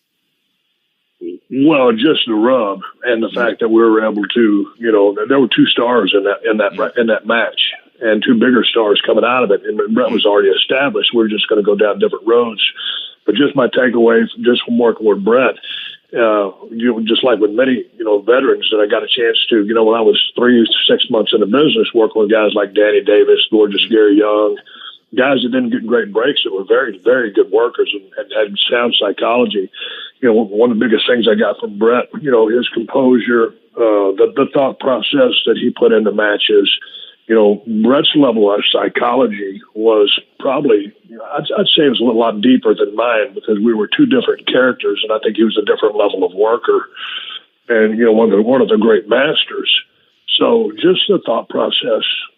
And I think we were both on the same page just from a reality standpoint, and our characters totally meshed. And, is like from the very first match we had to our tours in South Africa, to Germany, all over the United States, Survivor Series, and then, WrestleMania 13.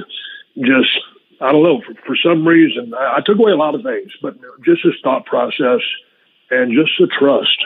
I mean, anytime, no matter where we were, there's just that trust and the sense of, nothing's going to go wrong because I trust him. Yeah. And, you're going to the ring. You guys know you've been on the road for 20 days. Composure is a good word. When you said composure, I get that. That's a good word. Yeah, man. And so you just always know that, nothing's going to go wrong and everything's going to go fine.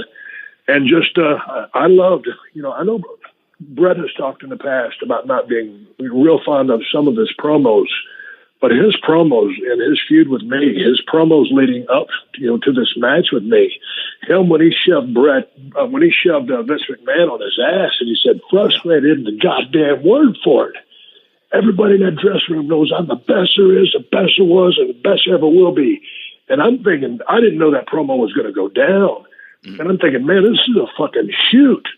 And, Bret's lost his mind. So, what I love about Bret was the reality of his character, the psychology of his matches, the mechanics, the techniques in the ring, everything, the presentation. When you watch Bret, you're watching a pro. Anybody can call themselves a pro wrestler, but it's a pro presentation that is truly, to me, the highest art form from a presentation and psychological standpoint. And that's what makes a great performer and a performer that draws money. That's what I took away from Bret. Well, I'm going to say this. I know we've kept you guys already an hour and a half. I know you got better things to do than chirp with us, but I want to say that, perfection is subjective, right? But in my eyes, watching this match back, it's the perfect way to have a fight within a wrestling match, two characters shifting at the same time, which on paper sounds like it will never work. Yet at the end of this, everyone comes out of it a bigger star. It absolutely changed the direction of the business. From that point forward, everything is different. And I can't think of another match that crystallizes that point any more than this. So I guess in closing, I just want to say it was really amazing to go back, to be able to watch this, and then also to sit down and pick your guys' brains on this, because this is kind of unheard of. So we really appreciate both of you taking the time to do this, because this is the kind of thing that I think it gives people, fans, and it gives people within the industry to be able to sit down and hear this. This is like a master class on how this should be done, whether it's getting color, whether it's the subtleties of a neck breaker, whether it's all of those things. I mean, man, this is just really, really cool. And kudos to both of you guys. There's a reason Jay and I both, are fans of you guys, and glad we can both call you friends too. Hey man, on a closing note, I know you guys are going to wrap this thing up, but I want to get this in. Just like Bret said, after this match, I wasn't sore at all. I've been sore after a lot of matches, depending on, what we did. I wasn't sore at all. All I can remember is I bled so much of that match.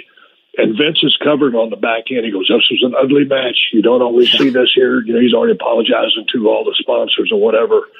And then they show a picture of that mat of all my blood. It's just like clumps of flesh and blood. It was gross. It was wonderful because that was the violent story that we just told. So my point is, I wasn't sore at all. I was fresh as a daisy. But I remember it took me about a beer and a half, and I was drunk off my ass because I probably had about two. I probably only had about 2 pints of blood left. It was phenomenal. Cheap date. Well, again, guys, thanks. This is very cool. And thanks for carving out the time, to do this with us, because I think a lot of people are going to take a lot away from this. Well, I say, I don't do a lot of podcasts and stuff for anybody anymore. I try not to. I think I hurt too many feelings. And I've learned from that.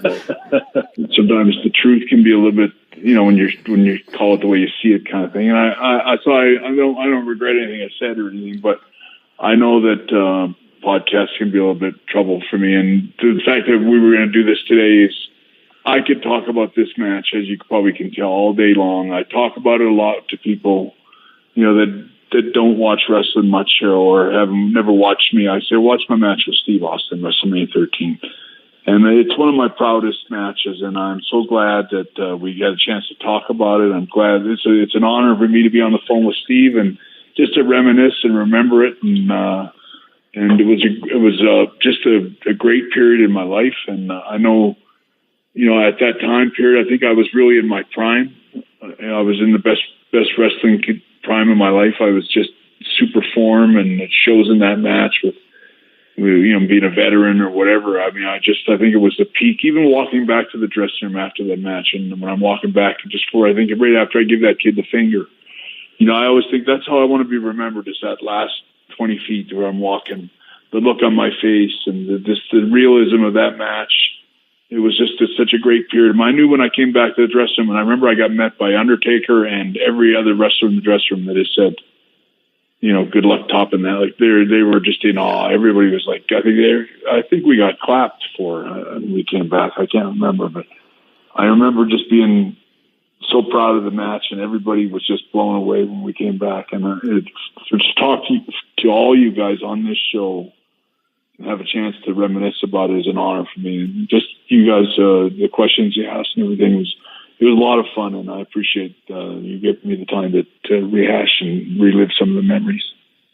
Well, again, man, thanks, guys. We'll let you go, and I know you got stuff to do, but that was really, really fun. It was amazing. That was awesome. Yeah. Thanks so much for your guys' time, and they said it's a timeless match. I think that'll be shown in any era, and will always stand the test of time. So obviously something to be proud of for both you guys, and should be a match for aspiring wrestlers to be studying for years to come, I would think. But thanks again so much for your time, guys. Really, really appreciate it.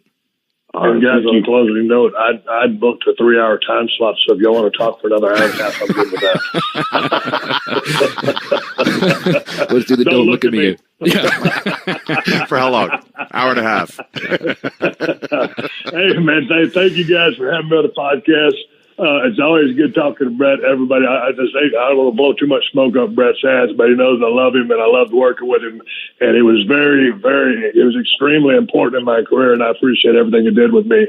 And I have so many great memories of our times in the ring and over in Africa and Germany when I'd go out of my way to try to pop him or make him break character and laugh in the ring. Some of the ribs that we played on each other. That's a podcast for another day, but nothing but respect for Bret the Hitman Hart. He truly is one of the greatest of all time. And this podcast reeks of awesomeness, so thank you for having me on.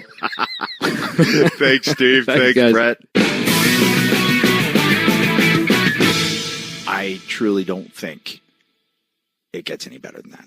No. I mean, my mind is melted from sitting in on that conversation. I mean, think about it too, right? Like, I mean, you and I watched that match together. I don't know how many times. So like I said, when we were up and coming, and we were studying that match and like slow motion, putting it like in frame by frame, and watching it in slow motion, different things, why they did certain things, backing it up, watching it again and again and again, and then to become, get into WWE and travel with Steve and get to pick his brain when he was like on, the top guy, and then to come to know Bret.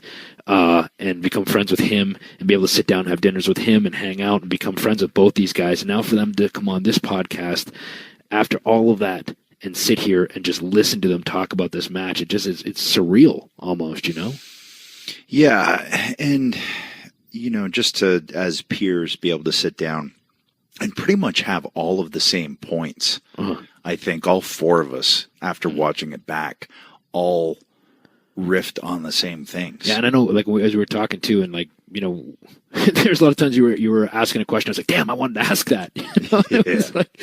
But And it's funny because, we do think a lot alike as far as certain things go. So that's not surprising. But, man. But again, they were bringing up points that I was like, I wanted to talk about that. Yeah. They already brought it up. It was good, though, right? Because we're just the same thing. We're just kind of sitting there fly on the wall, like getting to listen to these two guys. But the thing that stood out to me the most is the respect that these guys still have for each other and had for each other, and what each guy meant to the other one. So, and Steve, basically, like I said, arguably the biggest star in the history of the business, saying that without Bret, he wouldn't have got to where he was at. That's pretty huge. Yeah, I mean, as we've talked about, Steve was going to get there, but that match, man, that changed the direction quickly. If there's a graph, it spikes after that, and T-shirts are created from it. And like we talked about, I'm not a big fan of color in the business, especially now and where we're at and the knowledge we have and all of those things. But man, that is an instance of it meaning so much and changing what that match, how it's viewed. It'd still be a classic. It also shows you the genius of Bret to make that call, right? Like to knowing risking what, that they could both get in serious trouble over it. But to him, and he's also trying to help Steve get to another level as well, right? And that's both guys working together, and just shows you the psychology that no, this isn't going to work unless this happens, or it could work, but it's not going to get the same effect. And he already saw essentially, that, pitching something that's going to, in the end, help Steve more than it's, going to help him. If you're looking at it in that way, it's going to help them both. But that's a pretty selfless call to go. Okay, I'll put my butt on the line too, and do this because it needs it. In order for this to be good for your character, Steve, it needs it. And how good Bret did it. I mean, you watch it back and but if you didn't know and it hasn't been talked about, then it was done so seamlessly and so well that you really, even after years in the business, have to sit there and go, okay. Okay. It just, there's so many aspects of it. It's a master class on character, on less is more, on getting mileage out of things that may seem little but are not little, because when nuances that little things add up.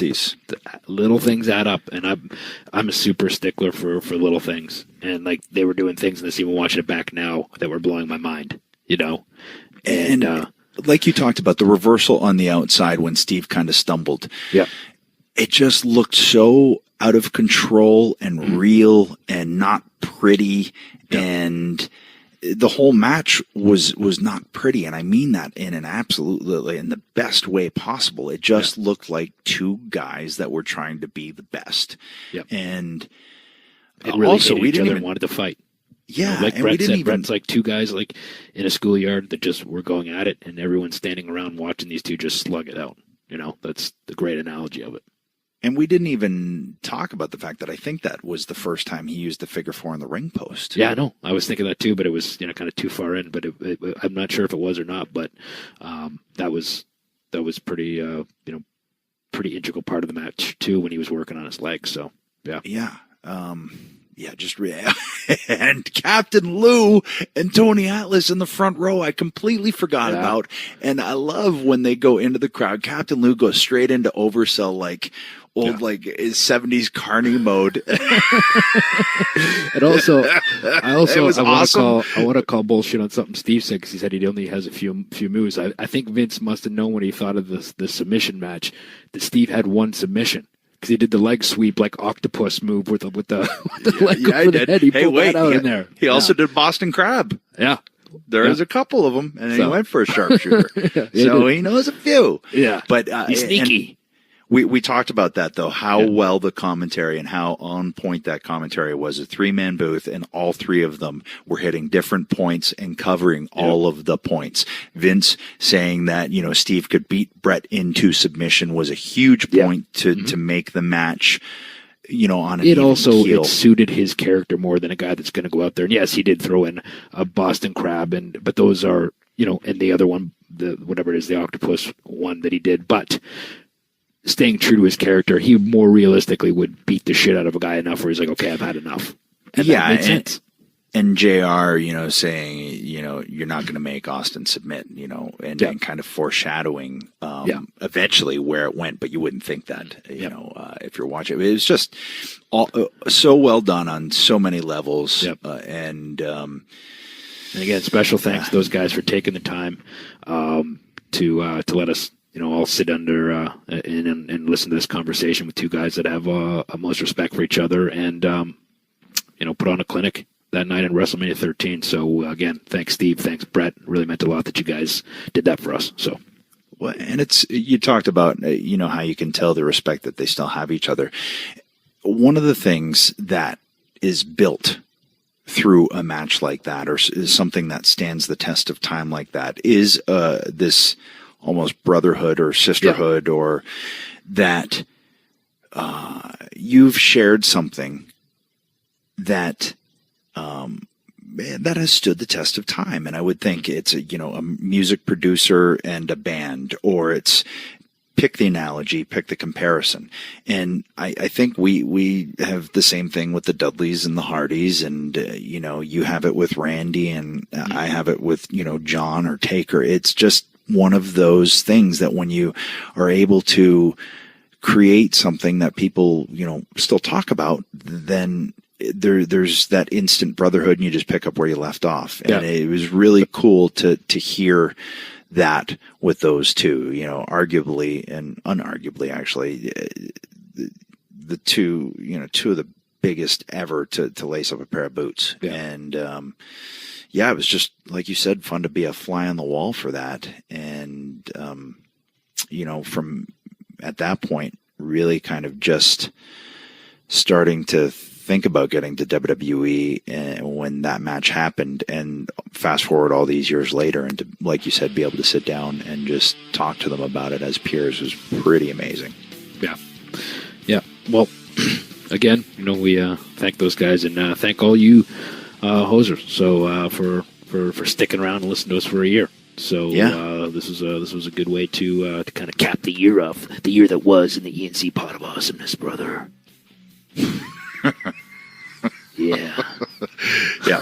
But seriously, it has been. I think throughout the year, people have started to hop on board and realize what this thing is all about, and that we're just 2 goofs having fun. And if that's your bag, then you're going to enjoy this. So thanks for listening. And, we're just 2 guys trying to get these fucking marks to buy our T-shirts at ProWrestlingTees.com. That's how you want to end the 1 year anniversary. Matt's gonna edit that out. I was just joking. I was trying to pop you guys. He's not gonna edit it out. So anyway, thanks. It's been a slice, and I hope you enjoyed this one, because this one was pretty damn special in our playbooks. So we'll see where we go from here. Yeah, brother. All right, hosers. Without further ado, we kept you long to enough. Yeah, this is a long one. But it was worth it. It was worth it, I think, folks. Yeah. It was worth it, hosers. Ooh. All right.